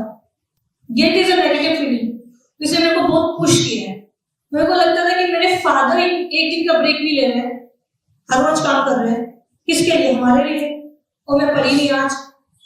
तो जो गिल्ट है आपको पुश करते हैं to remain in the fight, to be discipline. तो आप रिस्पॉन्सिबल चाइल्ड बनिए। देखो, जो ट्रस्ट होता है ना, वो 2 वे होता है। किसी भी, ऐसा नहीं आपके पेरेंट्स आप पे ट्रस्ट करेंगे, आपने तोड़ दिया तो एक लिमिटेड टाइम तक ही ट्रस्ट करेंगे ना आप पे, आपको उनका ट्रस्ट नहीं तोड़ना है। Similar is the case with the parents. Parents को भी स्टूडेंट्स पे ट्रस्ट करना है। मेरे फादर ने हमेशा मेरे पे ट्रस्ट किया है, प्लस मेरे मामा मामी जी, मतलब जिनके पास रह के मैं द्वारका दिल्ली में पढ़ाई करती थी। तो कुछ टाइम मैंने दिल्ली में पढ़ाई की उनके पास रह के घर पे, कुछ टाइम मैंने अपने गांव से ही पढ़ाई की 1-1.5 साल। तो मिक्स मैच रहा है, तो उनका सपोर्ट रहा है। जब भी आप लो फील करते हो तो बात कीजिए, एक्सप्रेस कीजिए, ताकि आपकी जो इमोशंस है वेंट आउट हो पाए। बिकॉज रोने में कोई दिक्कत नहीं है, ठीक है। प्रीलिम्स और मेंस के टाइम में ऐसा नहीं होता था कि मैं 1 हफ्ता पढ़ी, स्पेशली इस टाइम पर, इस ईयर जो हुआ, एक नेक्स्ट डे एक ऐसा आता था मेरा पूरा दिन रोने में जाता था। मैं चाह के भी नहीं कंट्रोल कर पाती थी, क्योंकि अब इतना बर्न आउट हो जाते हो। लेकिन नेक्स्ट डे जब आया, आज का दिन वेस्ट गया, आई वुड मेक श्योर कि मैं पढ़ूं। फिर अगेन 7-8 दिन पढ़ी, फिर रोना, 7-8 दिन पढ़ी, फिर रोना, चलेगा साइकिल। क्योंकि आपकी इतना टॉर्चरस हो जाता है हर रोज सुबह को मशीन रोबोट की तरह फिर पढ़ने लग जाओ, उसका जो रिजल्ट होगा ना बाद में बहुत फ्रूटफुल होगा। आज मेरे को लगता है कि पता नहीं कैसे हो गया, अभी लग रहा है क्योंकि मैं पीछे, लेकिन जैसे जैसे एक दिन गुजर रहा था ना, दैट वाज वेरी डिफिकल्ट। आज पीछे का सोच ही लगता है कि बहुत जल्दी निकल गए 4-5 साल। तो जो टाइम है ना वो बहुत रिलेटिव है। जब आप उसके थ्रू गुजर रहे हो तो बहुत लगता है कि टाइम निकल नहीं रहा है। पीछे मुड़ के देखते हो तो लगता है कि अभी तो मैंने पिछले साल का इंटरव्यू दिया था, अब भी मैंने फटाफट इंटरव्यू दिया। लेकिन मैटर करता है कि आप कैसे सस्टेन करते हो उस फाइट में। तो आपकी फैमिली, आपके जो भी रिलेटिव्स जो आपको सपोर्ट कर रहे हैं, आपके फ्रेंड्स हैं, उनसे बात कीजिए, उनका सपोर्ट कीजिए, कोई बुराई नहीं। और उनके सेक्रीफाइस को रिस्पेक्ट कीजिए। अगर आपके लिए कोई रिसोर्सेज लगा रहा है, मैं आपको बताऊंगी कि मेरे फादर, जैसे आपके भी पेरेंट्स होते हैं, तो पेरेंट्स आप जितना कहोगे पैसे दे देंगे, स्पेशली एजुकेशन के लिए, कभी मना नहीं करेंगे।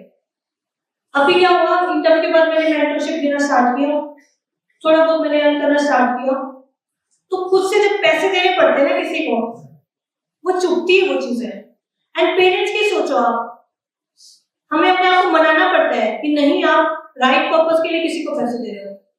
पेरेंट्स तो ऐसे ही दे देते हैं हमें पैसे, कहने की जरूरत भी नहीं पड़ती, चाहे वो कहीं से लेके आए। तो respect their time, value, efforts, discipline रहिए, अच्छे से पढ़िए, क्योंकि आप खुद के लिए कुछ कर पाओगे तभी बाकी के लिए कर पाएंगे। हम ना बैठ के तैयारी करते हैं, ड्रीम करते रहते हैं, वो रील्स वाली वीडियो देखते रहते हैं, वो जो अजीब अजीब गाने लगाते हैं ना रील्स पे, तो वो देखते रहते हैं, वो उनसे अवॉइड। फोन दूर रखिए प्लीज। मेरा टचवुड, फॉर्चुनेटली मैं सोशल मीडिया पहले भी यूज नहीं करती थी, कॉलेज टाइम से मेरे को पसंद नहीं है, और वो चीज ने मेरे को अभी हेल्प भी किया। अगर I am not saying it's a bad thing to use social media, moderate amount में यूज कीजिए। And there is an app जिससे आप फोन, क्योंकि क्या होता है मैं अपनी नोट डिजिटल बनाती थी, यहाँ पे भी मैंने अपनी स्किल से यूज किया। टाइपिंग करोगे लैपटॉप में तो टाइम लगेगा नोट बनाते टाइम, फोन में हम इतनी चिट चैट करते हैं, तुम्हारी स्पीड बहुत हो गई है टाइपिंग ना, उसके लिए मैं फोन यूज करती थी। Now there is an app called OneNote। Suppose OneNote आपके फोन से भी सिंक हो जाती है, लैपटॉप से भी, तो जो फोन में टाइप करते हो लैपटॉप में भी आएगा, ठीक है। अब मेरे को टाइप करना है फोन में, क्योंकि फोन में मेरी टाइपिंग स्पीड बहुत ज्यादा है, ठीक है। और फिर खुद भी वर्ड्स रिकमेंड कर देता है कि बोलना, तो आपको पूरा टाइप भी नहीं करना होता है, बस आप बोल के भी टाइप कर सकते हो, उसमें वॉइस का भी मैसेज होता है, क्विकली चीजें कर पाता हूँ। लेकिन दिक्कत आई, फोन है हाथ में, OneNote से यूट्यूब पे कब गया पता ही नहीं चलेगा। तो उसके लिए मैंने एक ऐप ढूंढी, digital detox. So very good app, मैंने इससे पहले भी वो 1-2 ऐप यूज की है। उसमें क्या होता है, अगर आपने सपोज टाइमर लगाया मेरे को 2 घंटे पढ़ना है, तो टाइमर अगर आपने ब्रेक कर दिया तो पेड कि डेथ हो जाती थी, ट्री मर जाते थे, विच आर आर्टिफिशियल ट्रीज। और हम ह्यूमन बींग्स क्या सोचेंगे, अरे आर्टिफिशियल ट्रीज ही थोड़ा ब्रेक कर दे, उससे कुछ फर्क पड़ता नहीं है। लेकिन डिजिटल डिटॉक्स में क्या होता है, आपको 75 रुपीज देने पड़ते हैं अगर आप उसको क्विट करोगे। 75 इज अ ह्यूज अमाउंट आपको रोकने के लिए कि मैं 2 घंटे पढूं। तो आप डिजिटल डिटॉक्स यूज कीजिए। उसमें फीचर क्या है, जो स्टडी एप्स है, सपोज आपको इंस्टीट्यूट की ऐप है या फिर वन नोट बनाना है, उनको आप बाहर निकाल सकते हो, बाकी फोन लॉक हो जाएगा। तो it's a very nice app, आप फोन भी यूज कर पाओगे और सोशल मीडिया पे भी नहीं जाओगे। तो ये कर सकते हो आप लोग। आई थिंक सब कुछ is there any doubt you can ask. मेरी तरफ से तो आई थिंक कवर हो गई ये चीजें। एक लास्ट चीज जो मैं आपको बताना चाहूंगी, इंटरव्यू प्रिपरेशन। शायद मैं इसलिए बोल रही क्योंकि मैंने प्रिपेयर तो किया है, उसका आउटपुट इतना नहीं निकला। तो आपको स्टिल देयर अ वेल, हमें क्या लगता है शुरू में प्रिपरेशन, इंटरव्यू के लिए प्रिपरेशन करनी नहीं होती है, इतना सारा पढ़ा तो है मेंस को लेके, तो अलग से पढ़ने की क्या जरूरत है। लेकिन ऐसा नहीं, इट्स अ मिसकंसेप्शन। आपका जो डिटेल एप्लीकेशन फॉर्म भराया जाएगा ना यूपीएससी, जैसे एक तो प्रीलिम्स क्लियर हो जाता है तब भरते हो डेफ 1, एक होता है मेंस क्लियर होने के बाद डेफ 2, डिटेल एप्लीकेशन फॉर्म 2। 1 भी इंपॉर्टेंट है बट 1 की मेजर चीजें 2 में भी होते हैं, तो 2 बिकम्स इंपॉर्टेंट। उस सेकंड वाले जो डेफ, तीन जगह से इंटरव्यू में क्वेश्चन पूछे जाते हैं मेरे लिए। आपके या तो डेफ बेस्ड जाएगा वो, या फिर करंट अफेयर बेस्ड, या फिर केस स्टडी बेस्ड, कि सपोज आपको डीएम बना दिया जाए किसी डिस्ट्रिक्ट का, तो आप क्या करोगे, ऐसा। या फिर तीनों का मिक्स भी हो सकता है, कुछ भी हो सकता है। तो मैं डेफ की बात करती हूँ कि डेफ कैसे प्रिपेयर करना है। डेफ में ना आपका स्टेट मेंशन होता है, कहाँ से हो आप स्कूलिंग कहाँ से हुई है, किस सब्जेक्ट में आपने स्कूलिंग की है, आपकी हॉबीज क्या है, ठीक है। तो ये सब चीजें लिखी होंगी, आपकी कुछ अचीवमेंट्स क्या है, कोई मेडल मिला है नहीं मिला है, या लीडरशिप पोजीशन क्या रही है आपकी। तो सपोज आपने अपनी हॉबी लिख दी टेनिस, मुझे टेनिस खेलना पसंद है, अब टेनिस एकदम डिटेल में प्रिपेयर कीजिए। स्टैटिक करंट में क्या चल रहा है, आपकी क्या वैल्यूज डेवलप हुई टेनिस खेलने से, ठीक है। ऐसे ही जैसे आपका स्टेट है, सपोज महाराष्ट्र का इकोनॉमी, पॉलिटिकल, सोसाइटल स्ट्रक्चर क्या है, उसके पॉजिटिव्स क्या है, नेगेटिव्स क्या है, स्टेट कैसे प्रोग्रेस कर रहा है, क्या हिस्ट्री रही है, ज्योग्राफी क्या है, सब कुछ जो थोड़ो जितने भी एंगल होते हैं ना, जिसको पेस्टल कहते हैं जो भी, तो वो आप कीजिए, डिटेल में कीजिए, अपने लिए कंटेंट प्रॉपर नोट्स बनाइए। मेरे पास पूरे डिटेल नोट्स होते थे इंटरव्यू के लिए, कि आपका जो एक भी वर्ड लिखा है ना अगर डेफ में, दैट बिकम्स इंपॉर्टेंट, तो वो आपको प्रिपेयर करना है डेफ की चीजें। Second is current affair. अब क्या है, मेरे को ना कभी से न्यूज़पेपर पढ़ना पसंद नहीं है, मैं वीडियोस तो देख सकती हूँ, पॉडकास्ट देख सकती हूँ, और आर्टिकल्स तो पढ़ सकती हूँ, कुछ रिसर्च बेस्ड आर्टिकल्स कुछ भी। न्यूज़पेपर हमेशा से मेरे लिए ना बोरिंग हो जाता था, तो मैंने प्रीलिम्स जैसे स्टार्टिंग के जो अटेम्प्ट थे मैंने कोशिश की, बैकलॉग हो गया, छूट गए न्यूज़पेपर। थर्ड जो 2023-2024 का जो मैंने नहीं पढ़ा, ट्रस्ट में मैंने न्यूज़पेपर नहीं पढ़े, but it may very for you, आपको पसंद हो, आप उसको यूटिलाइज करना पता हो। देखो again the thing is utilisation, कुछ चीज पढ़ रहे हो, अगर आप उसको यूटिलाइज नहीं कर पाओ तो वर्थ इट नहीं है। मैं उसको यूटिलाइज नहीं कर पा रही थी, तो मैंने इसको स्किप कर दिया, मैंने ऑल्टरनेटिव ढूंढे। प्रीलिम्स के लिए तो मैं प्रीलिम्स स्पेसिफिक करंट पढ़ने लगी, ठीक है, which is very only specific to prelims, ठीक है। एंड मेंस के लिए जो मेजर टॉपिक जो मैगजीन्स पे कवर हो जाते थे मैं वो कर लेती थी। तो फोकस और मोर ऑन डेवलपिंग अंडरस्टैंडिंग कि न्यूज़ में क्या चल रहा है, और थोड़ा बहुत पीआईबी से वैल्यू एडिशन कर लिया, बस इतना, उससे ज्यादा नहीं। लेकिन इंटरव्यू में आप ये नहीं कर सकते। 2023 में जिस इंसान को न्यूज़पेपर पढ़ना इतना इंटरेस्टिंग नहीं लगता, उसने 4 न्यूज़पेपर पढ़े, 2 मैंने, 2 मेरे फ्रेंड, हम दोनों इंटरव्यू दे रहे थे, तो 2 मैं पढ़ लेती थी, 2 वो पढ़ती थी, एक दूसरे चीजों को बनाते थे, नोट्स बनाते थे प्रॉपर। तो एक तो न्यूज़पेपर आपको पढ़ना है, व्हिच इज मस्ट। इंटरव्यू के लिए आप एनी हाउ स्किप नहीं कर सकते न्यूज़पेपर। सेकंड चीज आपको जो करनी है, कुछ अच्छे पॉडकास्ट आते हैं, मतलब न्यूज चैनल्स, देखो हिंदी के तो these are not as good, English की जैसे पलकी शर्मा उपाध्याय का वेंटेज प्रोग्राम है फर्स्ट कोर्स पे, which is very good to the point, हमारे लिए बेटर एनालिसिस देते हैं वो, तो आपको एक वो फॉलो करना है। ये 2 चीजें करंट अफेयर्स के लिए, उसके अलावा आपको करने की जरूरत नहीं है। थर्ड जो रही जो केस स्टडी वाली है, कि अगर इंटरव्यू में आपको किसी ने दे दिया, तो ये आप ऐसे ना कोचिंग इंस्टीट्यूट आपको पॉसिबल सिनेरियो बता देते हैं कि क्या क्या पूछा जा सकता है, क्या क्या तरह की केस स्टडीज हो सकती है, वो पढ़िए और आप सोचिए पहले कि मैं होती तो क्या सोल्यूशन देती। एंड थोड़े बहुत मॉक्स लगा के चलीजिए इसके लिए, इंटरव्यू के लिए। मॉक से ज्यादा इंपॉर्टेंट है मिरर में देखिए डेली और खुद से क्वेश्चन पुट इन करिए, या फिर चैट जीपीटी का, मैंने आपकी बार क्या किया, चैट जीपीटी पे सपोज डाल दिया tell me 50 relevant most important questions related to Haryana या रिलेटेड टू बाइक राइडिंग, तो आपको बता देगा अलग अलग क्वेश्चंस। वो पढ़िए, बोलिए मिरर में, चीजें लिखनी भी है जो आपने इतना सारा करंट न्यूज़पेपर से पढ़ोगे, कहीं लिखो भी अलग अलग डिवाइड कर लो, इकोनॉमी के करंट अलग, पॉलिटी के अलग, ज्यादा इंपॉर्टेंट हो जाते हैं इकोनॉमिक करंट, पॉलिटी से रिलेटेड, ये सब चीजें उनके अलग से नोट्स बना लीजिए डिजिटल, उसको याद भी करना टाइम टू टाइम, और फिर याद करके जब मॉक वगैरह देने जाओगे आप, उनको फिर कोशिश कीजिए कि मैं मॉक दे दिया, फिर मॉक को एनालाइज करो कि मैं बेटर और क्या आंसर दे सकती थी, दे सकता था। तो ये तो है इंटरव्यू की प्रिपरेशन। आई थिंक सारी चीजें कवर हो गई हैं, अब आप क्वेश्चन पूछ सकते हो। Hello ma'am. Hello. First of all congratulation. Thank you. मेरा क्वेश्चन ये है कि टीचर्स के लिए आप कोई अभी तुरंत देखने को एग्जाम ओके, हाँ सीसेट कैसे बोल सकती है जबकि मेरा एक बार ही सीसेट की वजह से रहा है। तो सीसेट में क्या है, आपको आइडेंटिफाई करना है कि आपका स्ट्रॉन्ग एरिया क्या है, कॉम्प्रिहेंशन है, मैथ्स है या फिर रीजनिंग। अब मेरा स्ट्रॉन्ग एरिया था comprehension, and it can become strong area of anybody else, क्योंकि एक अप्रोच होती है कॉम्प्रिहेंशन को सोल्व करने की। अगर आपने वो अप्रोच सीख ली कि कैसे क्वेश्चन पूछा जाता है, कैसे क्वेश्चंस को पढ़ना है, क्या स्टेटमेंट तो आंसर हो ही नहीं सकती, आंसर मतलब कोई स्टेटमेंट आंसर हो ही नहीं सकती कॉम्प्रिहेंशन का, चाहे आपने क्वेश्चन उस पैराग्राफ को पढ़ा है या नहीं पढ़ा है। अगर आपने वो चीजें सीख ली तो कॉम्प्रिहेंशन में स्कोर करना इज वेरी इजी। 27 क्वेश्चन आते हैं तो 45 से 50 मार्क्स आप कॉम्प्रिहेंशन में ले आओ।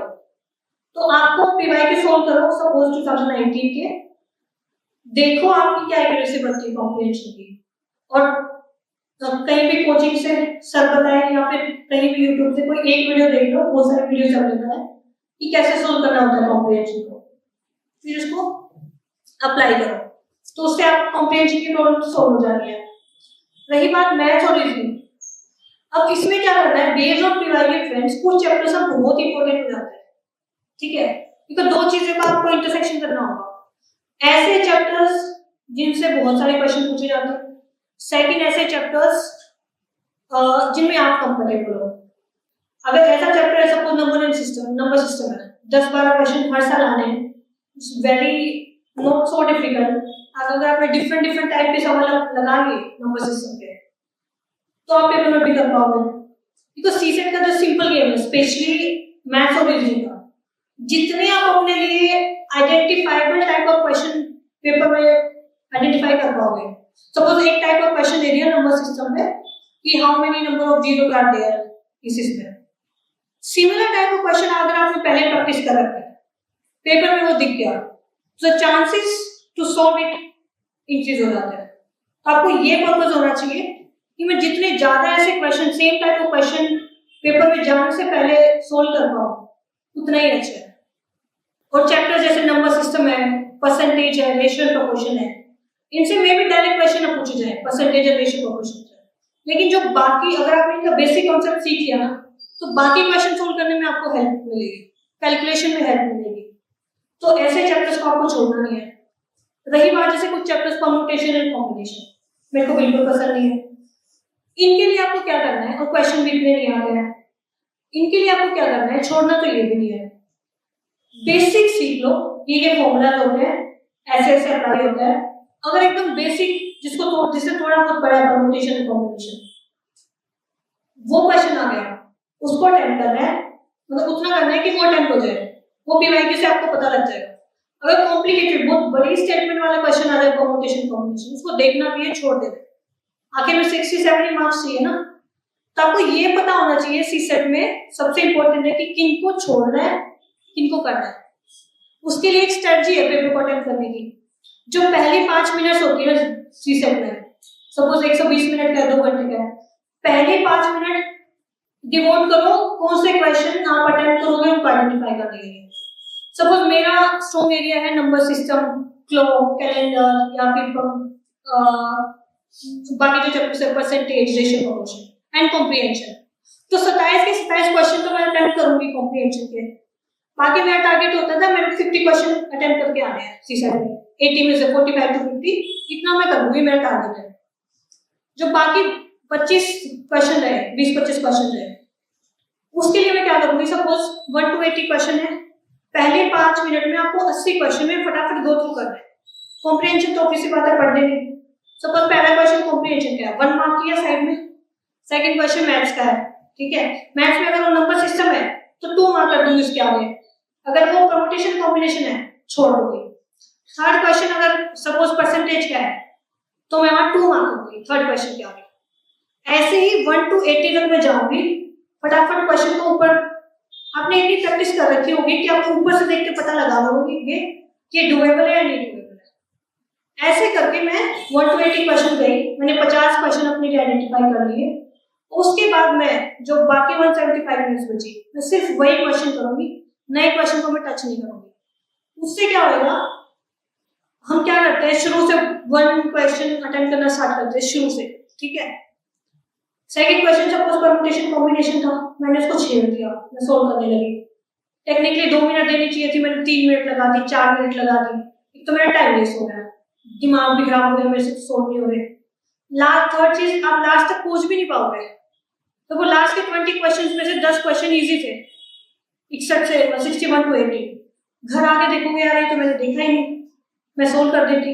वो नहीं करना है, उससे पेपर क्लियर नहीं होगा। तो जो मैंने अप्रोच बताई है वही क्वेश्चन सोल्व करने हैं जिनमें आप कंफर्टेबल हो, और आप कॉन्फिडेंट भी रहोगे कि हाँ 80 क्वेश्चन में से 45 से 50 क्वेश्चन ऐसे हैं जो मैं डुएबल हूँ, तो मेरे को ना पैनिक होने की जरूरत नहीं है, मैं कर पाऊंगी। जितना आप काम रहोगे सीसेट में, तो this strategy will help you to remain calm, तो आप सीसेट स्कोर कर लोगे। मैं बताती हूँ, आपकी बार मेरा जो मार्कशीट है 91 मार्क्स होंगे सीसेट में, and I am not good in maths और रीजनिंग, स्टिल मैंने 91 स्कोर कर लिया। यही स्ट्रेटजी फॉलो करके मैंने सॉल्व किया। तो आप अपने हिसाब से इसको कस्टमाइज कर सकते हो, और basic structure will remain the same. अभी आप लोग क्वेश्चन पूछ सकते हो। Basically thank you for asking this question. मैंने भी ये मेरे को एड्रेस करना था पर मैं भूल गई। तो क्या होता है कि हमारे अंदर मिसकंसेप्शन है। अब क्या हम 1970s में तो जी नहीं रहे, ना अर्ली 2000 में जी रहे हैं। पहले क्या होता था, डिसेंट्रलाइज नहीं था कोचिंग, जो मटेरियल था आपको दिल्ली जाना पड़ता था, मेजर इंस्टीट्यूट्स वही होते थे, और ऑनलाइन का जमाना भी नहीं था कि आप घर बैठ के पढ़ सकते। तब तो रेलेवेंट था दिल्ली जाके पढ़ना है, कोई भी बिग मेट्रोपॉलिटन में पढ़ना। आज के time depends upon your comfort, ठीक है। मैं कंफर्टेबल हूँ ऑनलाइन कोचिंग से, अगर लेनी भी है तो वो भी कस्टमाइज्ड ऑनलाइन, ऐसा नहीं कि सारा पैकेज ले लिया। सपोज मेरे को आंसर राइटिंग में दिक्कत है, मैं सिर्फ आंसर राइटिंग की लूंगी, कहीं से कोई प्रॉब्लम किसी का अच्छा है। मेरे को सपोज इंटरनल सिक्योरिटी में दिक्कत है, मैं सिर्फ इंटरनल सिक्योरिटी की लूंगी, मैं पूरी चीज से नहीं लूंगी। तो आप ऐसे कर सकते हो। सेकेंड चीज, अगर आप लोग के घर पे ऐसा माहौल है कि आप पढ़ सकते हो, तो आई वुड से घर से ही पढ़ो। क्योंकि क्या होता है, सपोज दिल्ली में मैं 3-4 महीने रही थी, वो भी प्रॉपर राजेंद्र नगर में नहीं, प्रिपरेशन के लिए पटेल नगर रहती थी। वो एरिया स्टिल बेटर है, इतना शेडी नहीं है। स्टिल क्या होता था कि अब करोल बाग ओल्ड राजेंद्र नगर में जाओगे ना, इतनी होर्डिंग्स लगी है, इतने बच्चे घूमते दिख जाएंगे, इतना मटेरियल है, स्ट्रेस नहीं होगा तो क्या होगा। मैं घबरा जाती थी लिटरली कि कैसे होगा। इसलिए आप घर पे पढ़िए, आपका आने जाने का टाइम बचेगा। और क्या होता है, मेरे को अब ये लगता है कि अगर आप दिल्ली में रह के पढ़ रहे हो ना, तो पढ़ाई के अलावा सब कर लोगे। खाना बनाना, दोस्तों के साथ टाइम पास करना, इधर उधर घूमना, स्ट्रेस लेना, रोना धोना सोना, बस कपड़े धोना, इतना ही हो पाएगा। पढ़ाई नहीं हो पाती है लिटरली, मैंने खुद देखा है। और जो इमोशनल स्ट्रेस है ना, वो ह्यूज, क्योंकि आप अकेले रह रहे हो, ऑलरेडी एग्जाम इतना आपको डेडिकेशन मांगता है, उस टाइम पे आप इमोशनल स्ट्रेस ले रहे हो, तो आपकी प्रिपरेशन नहीं हो पाएगी। मैं घर पे रहती थी, सपोज मैं अपने गांव में मैंने 1-1.5 साल पढ़ी, और यहाँ दिल्ली में भी मैं अकेले रूम में पढ़ती थी। तो आपको खाने की टेंशन, कपड़े धोने की टेंशन, इमोशनल स्ट्रेस की टेंशन आपके घर वाले ले लेंगे। आपके पास सिर्फ एक काम बचता है, वो पढ़ना। अगर आप फुल टाइम सिर्फ पढ़ रहे हो, जॉब नहीं कर रहे हो ना, तो उसको जॉब ही समझो अपनी। 8-9 घंटे देने हैं, टाइम वेस्ट नहीं करना है। तो वो स्ट्रक्चर तरीके से कि आज ये काम करना है, यही करना है। आई सजेस्ट पॉसिबल है तो खुद से पढ़ो, घर पे पढ़ो, या घर पे माहौल नहीं है तो लाइब्रेरी में पढ़ो। किसी मेजर सिटी में जाने की जरूरत नहीं है, क्योंकि it's a huge financial burden. और आप हमेशा वो ना जो कैलकुलेशन करने में अकाउंटेंट बन जाते हो आप टेक्निकली, इतने पैसे बचे हैं, इतना खर्च करना है, इतने मेरे को पर डे स्पेंड करने पड़ेंगे, 50 रुपए बचे हैं डेली के लिए, तो आप उन चीजों से बच जाओगे। आपका स्ट्रेस भी नहीं होगा, यार एक दिन मेरी पढ़ाई नहीं हुई, मेरे घर वाले तो पैसे खर्च कर रहे हैं इतने, और मैं पढ़ भी नहीं रहा। तो इन चीजों से आप अपने आप को बचा लोगे, ज्यादा फोकस रहोगे, वो चीजें कर पाओगे। मैं आपको बताती हूँ, जैसे मैं घर पे जब पढ़ रही थी, मम्मी मेरी बीमार रहती है यूजुअली, जैसे साइनस की दिक्कत है, तो वो क्या होती थी, उनका बस रहती ना, मेरे बैग पे खाना लिया है मेरे लिए, जिन्होंने दोनों नॉट एंड गुड थी, खुद से खाना लेके आना चाहिए, बट वो इतनी सपोर्टिव थी, बीमार होते टाइम भी घर का कोई साफ सफाई क्लीनिंग कुछ नहीं करवाती थी, जबरदस्ती उनसे छीनना पड़ता था कि मम्मी मेरे को हेल्प करने दो। तो अगर आपके पेरेंट्स सपोर्टिव है ना, वो इतनी मेहनत कर रहे हैं, तो आप क्यों नहीं कर सकते? आप पढ़िए। और लास्ट में मैं मतलब एक चीज ये कहना चाहूंगी कि देखो, बेस जो लाइफ करता है ना हैप्पी लाइफ जीने का, वो किसी जॉब से नहीं मिलेगा। अगर आप एक अच्छे इंसान नहीं हो ना, आपको पहले तो बेसिक चीज जो रिक्वायर्ड है हैप्पीनेस के लिए, वो good human, you should be a good human being, ठीक है? तभी आप गुड ब्यूरोक्रेट बन पाओगे, एडमिनिस्ट्रेटर बन पाओगे, टीचर, डॉक्टर, या और कोई भी साइंटिस्ट, कुछ भी। आपके पर्सनल रिलेशनशिप, फैमिली के साथ रिलेशनशिप अच्छे रहेंगे, प्रोफेशनल रिलेशनशिप अच्छे रहेंगे, आप कुछ कंट्रीब्यूट कर पाओगे। अगर आप एक अच्छे इंसान ही ना, तो फिर किसी चीज का कोई फायदा ही नहीं। थोड़ा कंपैशन रखिए अपने पास, सेंसिटिविटी रखिए, और जब आपको लगे ना कि सारी प्रॉब्लम्स मेरे ही ऊपर है, मैं ही सबसे दुखिया हूँ, ऐसा नहीं है। कोई अगर बड़ी बड़ी बिल्डिंग्स में ग्लास के घरों में भी रह रहा है ना, वो भी प्रॉब्लम में है, जो काइंड ऑफ प्रॉब्लम्स है वो डिफर करती है। कोई स्लम में रहता है, उनकी प्रॉब्लम्स अलग है। तो इसलिए सबके टूवर्ड्स थोड़ा कंपैशन रखिए, एम्पैथी रखिए, और अपनी जो लाइफ है वो ऑनेस्टी से जिए। एक वैल्यू है ग्रेटिट्यूड की। हम हमेशा अपने से ऊपर वाले को देखते हैं, नीचे वाले को देखते हैं। आपके पास इतनी अपॉर्चुनिटी तो है ना एटलीस्ट कि आप अपना ड्रीम को चेंज कर सकते हो। मैंने देखा है खुद, लोगों के पास इतनी फ्रीडम भी नहीं होती है, तो आप उसको प्लीज यूटिलाइज कीजिए, पढ़िए, डिसिप्लिन रहिए, और एक अच्छी लाइफ जिए। एक ही बार लाइफ मिलती है, तो उसके लिए अगर आप कुछ कर सकते हो, अपने पेरेंट्स के लिए, सोसाइटी के लिए कुछ कर सकते हो, तो प्लीज कीजिए। Next question please. Good evening. मेरा सवाल साइंस से रिलेटेड है। एज अ न्यू स्टूडेंट, जब आप कुछ चीजें पढ़ने के लिए उठाते हैं तब वो हमारे लिए बहुत हेवी हो जाती है। तो आपने जब वो न्यूज पढ़ने के लिए उठाया था, तब आप कौन से बातों पे निर्भर रहते था? मतलब कैसे वो इंटरनेट सोर्सेज है, मतलब कौन से, जब वो हेवी वर्ड्स आ जाते थे तो कैसा करते थे उसे, कैसे फेस करते थे, और एक नए स्टूडेंट के लिए क्या करना चाहिए? देखो, दो तरीके हैं इसके लिए ना। अगर आप कहीं से कोचिंग ले रहे हो, स्टिल आपको सपोज कोई कॉन्सेप्ट है वो समझ नहीं आया, तो आप दोबारा से क्वेश्चन कीजिए, मतलब पूछिए, ठीक है? तब भी क्लियर नहीं होता है तो बार बार पूछिए, तब तक मत छोड़िए जब तक वो क्लियर नहीं होता है। सेकंड चीज क्या, आज तो ये बहुत इजी है, चैट जीपीटी है, परप्लेक्सिटी आई है, इनसे आपको ना बस प्रॉम्प्ट डालना आना चाहिए, चीजें कैसे उनसे क्वेश्चन पूछ रहे हो। जैसे सपोज जस्टिस का क्वेश्चन अगर पूछ रहे हो, तो उनसे कहिए कि बहुत ही सिंपलिस्टिक तरीके में मेरे को समझाए, इंडियन कॉन्सेप्ट ऑफ जस्टिस या वेस्टर्न कॉन्सेप्ट ऑफ जस्टिस, दोनों को कंपेयर करो, जो भी था करंट आज के टाइम में roles, suppose theory of justice का कैसे रिलेवेंट, उनसे पूछो। 2-3 पॉइंट्स कुछ चैट जीपीटी बताएगा, उनसे दिमाग चला के या आइडिया लेके 2-3 पॉइंट आपका दिमाग जनरेट करेगा, तो इससे आपकी क्लैरिटी हो जानी चाहिए। गुड इवनिंग मैम, मेरा क्वेश्चन आंसर राइटिंग से है।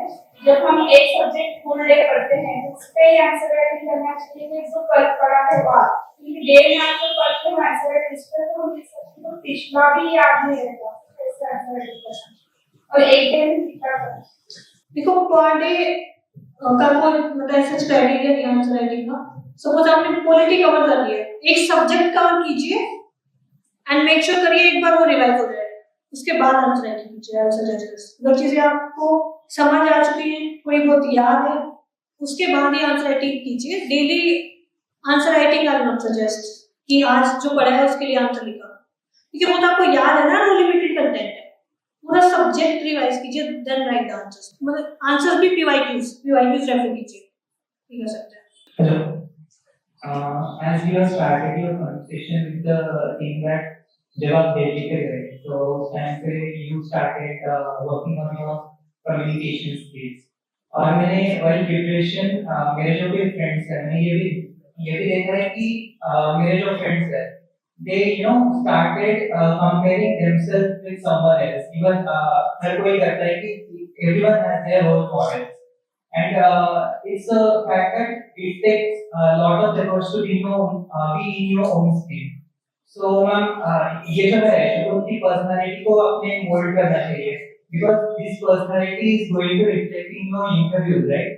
so interviews के टाइम पे ये फैक्ट है कि अपनी पर्सनालिटी को कितना एडवांस वे में कितने अच्छे से आप मोल्ड कर सके।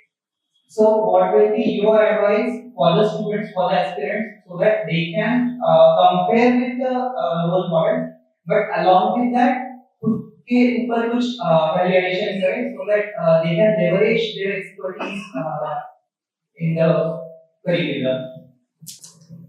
देखो comparison it's a natural feeling जो ह्यूमन बीइंग्स में आती है, बीट में या कोई और है जैसे आप हो। तो क्या होता है, हम जो हमसे ऊपर होते हैं ना उनसे कंपैरिजन कर लेते हैं। मैं इसका एग्जांपल देती हूँ। जैसे जब मैं कॉलेज में आई एंड मेरी जो फ्रेंड थी उनका जो मेरे कॉलेज IPCW में क्लासमेट थी, तो 3 साल कॉलेज के और उसके बाद वो मेरी फ्रेंड थी। लास्ट ईयर उनका सिलेक्शन हो गया, हम दोनों ने साथ में प्रिपरेशन की थी, ठीक है। And the rank is under 10 and I was out of the list. So huge gap. उनका फर्स्ट अटेम्प्ट, मेरा थर्ड अटेम्प्ट, मेरा लिस्ट में नाम भी नहीं है। तो उस टाइम पे कंपैरिजन इज वेरी नेचुरल। यार मैंने भी तो मेहनत की थी। इट्स नॉट लाइक दैट कि आई एम सेइंग कि उनका नहीं होना चाहिए, इट्स लाइक मेरा क्यों नहीं हुआ। अब कंपेयर करते हो तो उसमें कुछ बुराई नहीं है, लेकिन आपको ना अपने टूवर्ड्स थोड़ा सा सेंसिटिव, हम बहुत क्रूएल हो जाते हैं अपने टूवर्ड्स, ठीक है। अब जो मेरी फ्रेंड है उनका बैकग्राउंड बहुत अच्छा है, she is a university topper, Delhi university gold medal in political science, ठीक है, दिल्ली से एजुकेशन हुई है। एंड IQ वाइज भी मैं अगर कहूँ, she naturally she is above, मेरा जो एकेडमिक बैकग्राउंड है वो मेरा कम।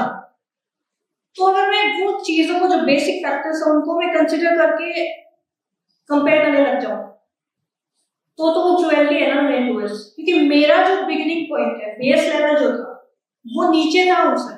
जहां से उन्होंने रेस में स्टार्ट किया ना, वो ऑलरेडी मेरे से 200-300 किलोमीटर आगे है। तो आपको ना अपनी ग्रोथ देखनी है। सपोज मैं अगर कहूँ प्रिया कॉलेज के टाइम वाली गांव से आई है, किसी से बातें नहीं करती है, इंट्रोवर्ट है, इतनी कम्युनिकेशन नहीं आता है, हेजिटेशन होती है, सेल्फ कॉन्फिडेंस नहीं है। और इवन मैंने जब UPSC प्रिपरेशन में स्टार्ट की थी तब की प्रिया में और अब की प्रिया में बहुत डिफरेंस है। पेशेंस लेवल नो डाउट पहले भी था बट कम था। 3-4 सालों में जो पेशेंस लेवल जो डेवलप हुआ है वो नेक्स्ट लेवल है। अब जो मेरी सोच, मैं क्या हूँ, सॉल्यूशन ओरिएंटेड हो गई। अब अपनी ग्रोथ को कंपेयर कीजिए कि मैं पहले क्या था, क्या थी और अब मैं क्या हूँ। दूसरों से करने की जरूरत है। आपको टाइम लगेगा ग्रो करने में, इवेंचुअली आप ग्रो कर जाओगे। जैसे फॉर्चुनेटली मेरा हो गया, उसमें मेहनत भी और लग भी है, ठीक है।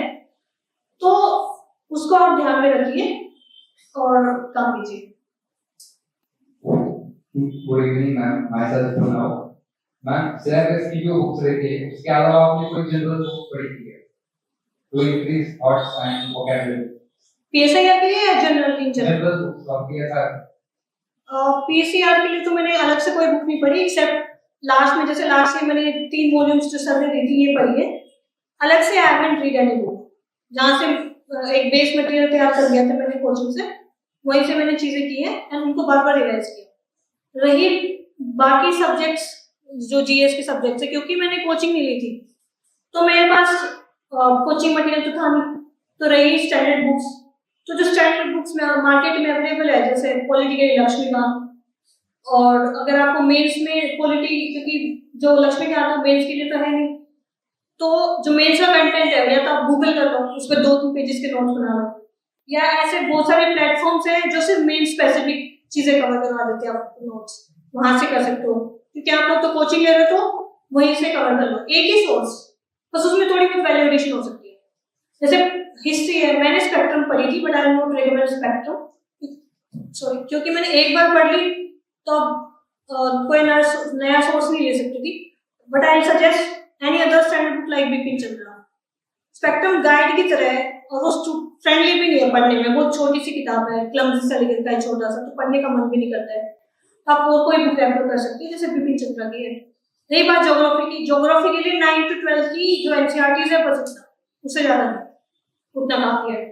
एनवायरमेंट के लिए पहले स्टैंडर्ड बुक्स होती थी जैसे शंकर आईएएस, पीएमएफ आईएएस है जैसे अभी, बट मैं कहूंगी कि एनवायरमेंट इज मोर, कुछ लिमिटेड चैप्टर्स हैं जो स्टैटिक पोर्शन होता है, जैसे बायोम क्या होता है, इकोसिस्टम क्या होता है, वो कंसेप्ट आप सीख लीजिए स्टैंडर्ड बुक से। बाकी it's more about current affairs environment का, प्लस जो बायोलॉजी की किताब होती है, आई थिंक 12th क्लास की बायोलॉजी है, उसके जो लास्ट 4 चैप्टर्स हैं दे आर वेरी अंडरस्टैंडिंग के लिए, तो वहां से आप कर सकते हो।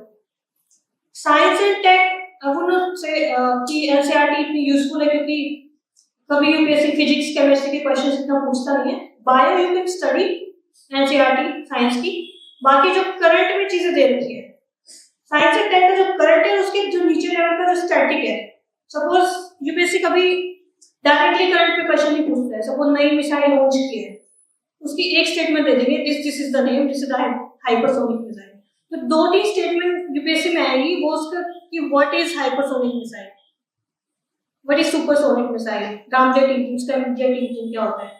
तो आपको करंट के जो नीचे वाली जो लेयर है ना प्लीज, वो पढ़ना है साइंस एंड टेक के लिए, beat any topic in the current affairs, इसका स्टैटिक इंक्रीज करना है। फिर आई थिंक कौन सा सब्जेक्ट बचा, आर्ट एंड कल्चर है। हाँ, आर्ट एंड कल्चर में क्या होता है, वो आई विल नॉट से जो स्टैटिक पोर्शन है आर्ट एंड कल्चर का, it's more important for mains, उसमें भी स्पेसिफिक चैप्टर्स जैसे आर्किटेक्चर है, लिटरेचर है, उसमें भी स्पेसिफिक लाइक पल्लव का आर्किटेक्चर, चोला आर्किटेक्चर, गुप्ता का टाइम पीरियड, ये बहुत इंपॉर्टेंट हो जाते हैं, क्योंकि पीवाईक्यू अगर आप देखोगे तो रिपीटेड क्वेश्चन है एक पे, ठीक है। प्री के लिए आई वुड से जो न्यूज में चल रहे हैं ना आर्ट एंड कल्चर की चीजें, कोई डांस है न्यूज में, कोई फेस्टिवल है, कहीं पे ऑनरेबल पीएम ने विजिट किया है टेम्पल में, या किसी प्रोमिनेंट पर्सनैलिटी ने विजिट किया है, तो उस चीज को आप ध्यान में रखिए आर्ट एंड कल्चर। बाकी उसका पोस्ट बेनिफिट इतना नहीं, एक परफॉर्मिंग आर्ट्स की किताब आती है 11th क्लास की, वो आप रेफर कर सकते हो स्टैटिक पोर्शन के लिए, एंड सम स्पेसिफिक चैप्टर्स को मीटिंग सिखानी है, पूरी नहीं करनी है। स्पेसिफिक का मतलब लिटरेचर, आर्किटेक्चर जैसे जो चैप्टर्स है वो आपको करने हैं वहां से।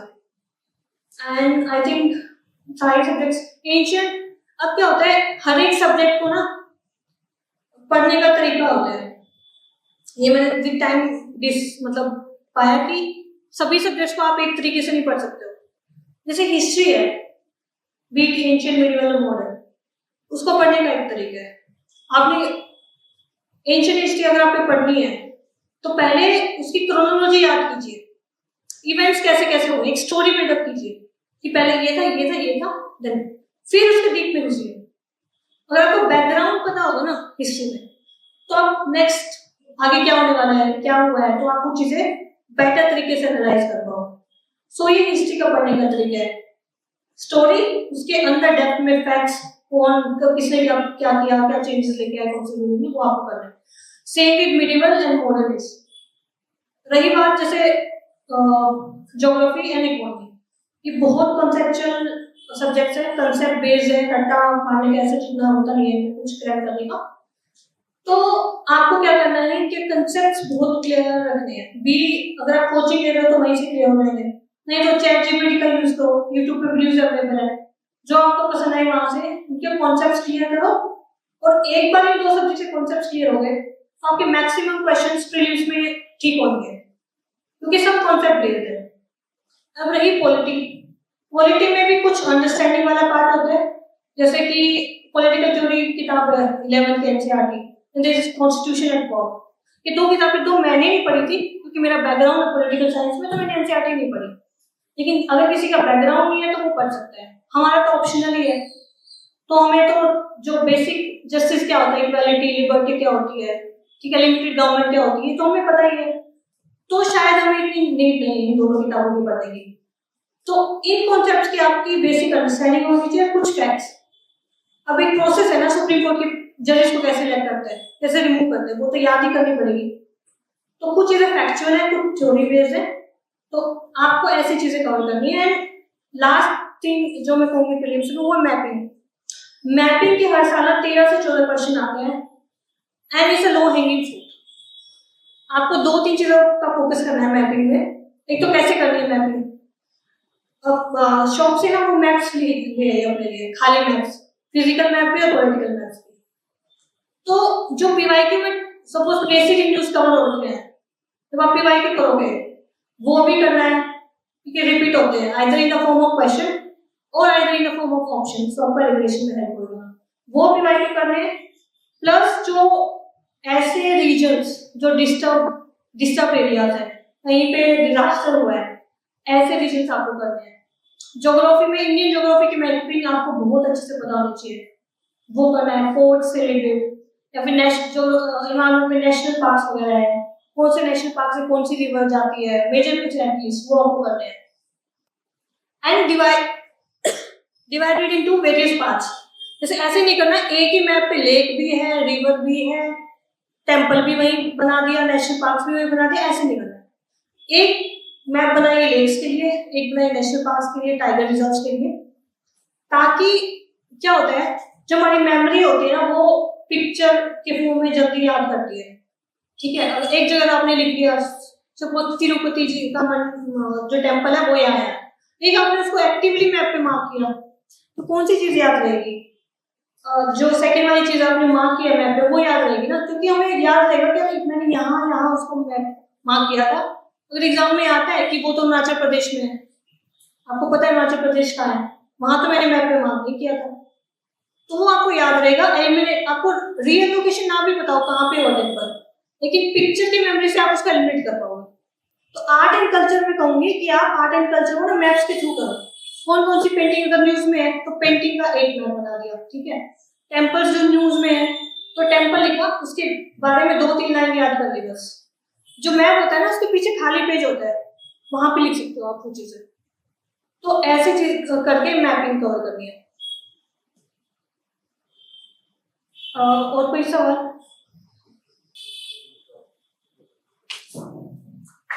Okay,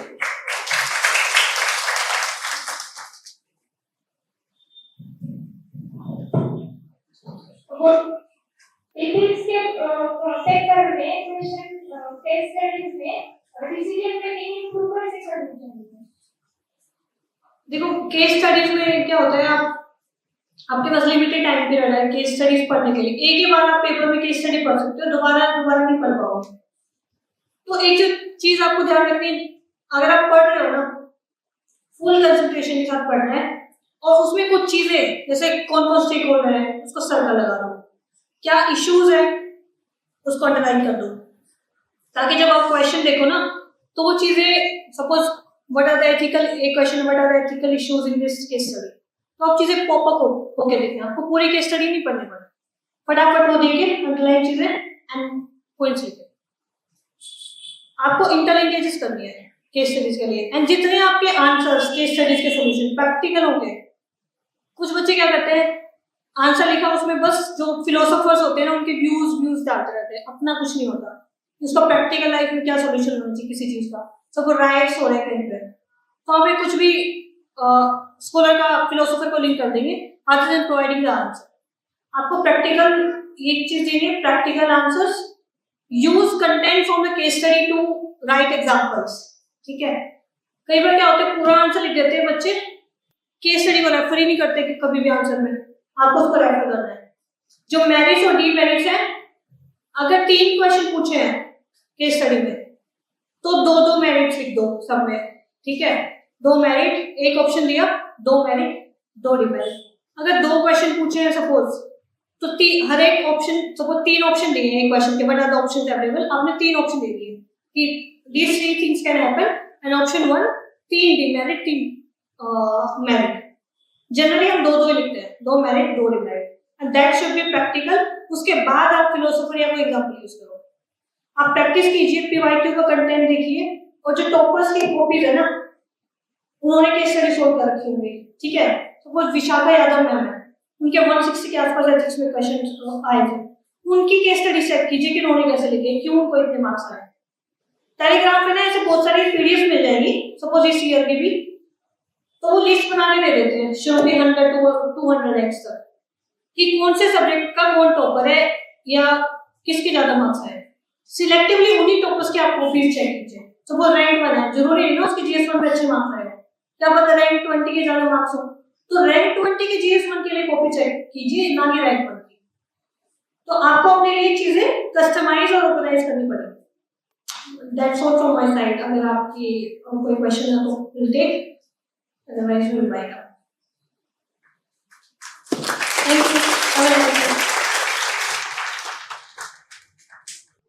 I would like to clarify that I did not tell Priya not to recommend Spectrum for ST. That is her opinion, right? Thank you so much, Priya, for detailed kind of guidance and sharing insights and experience for all the aspirants.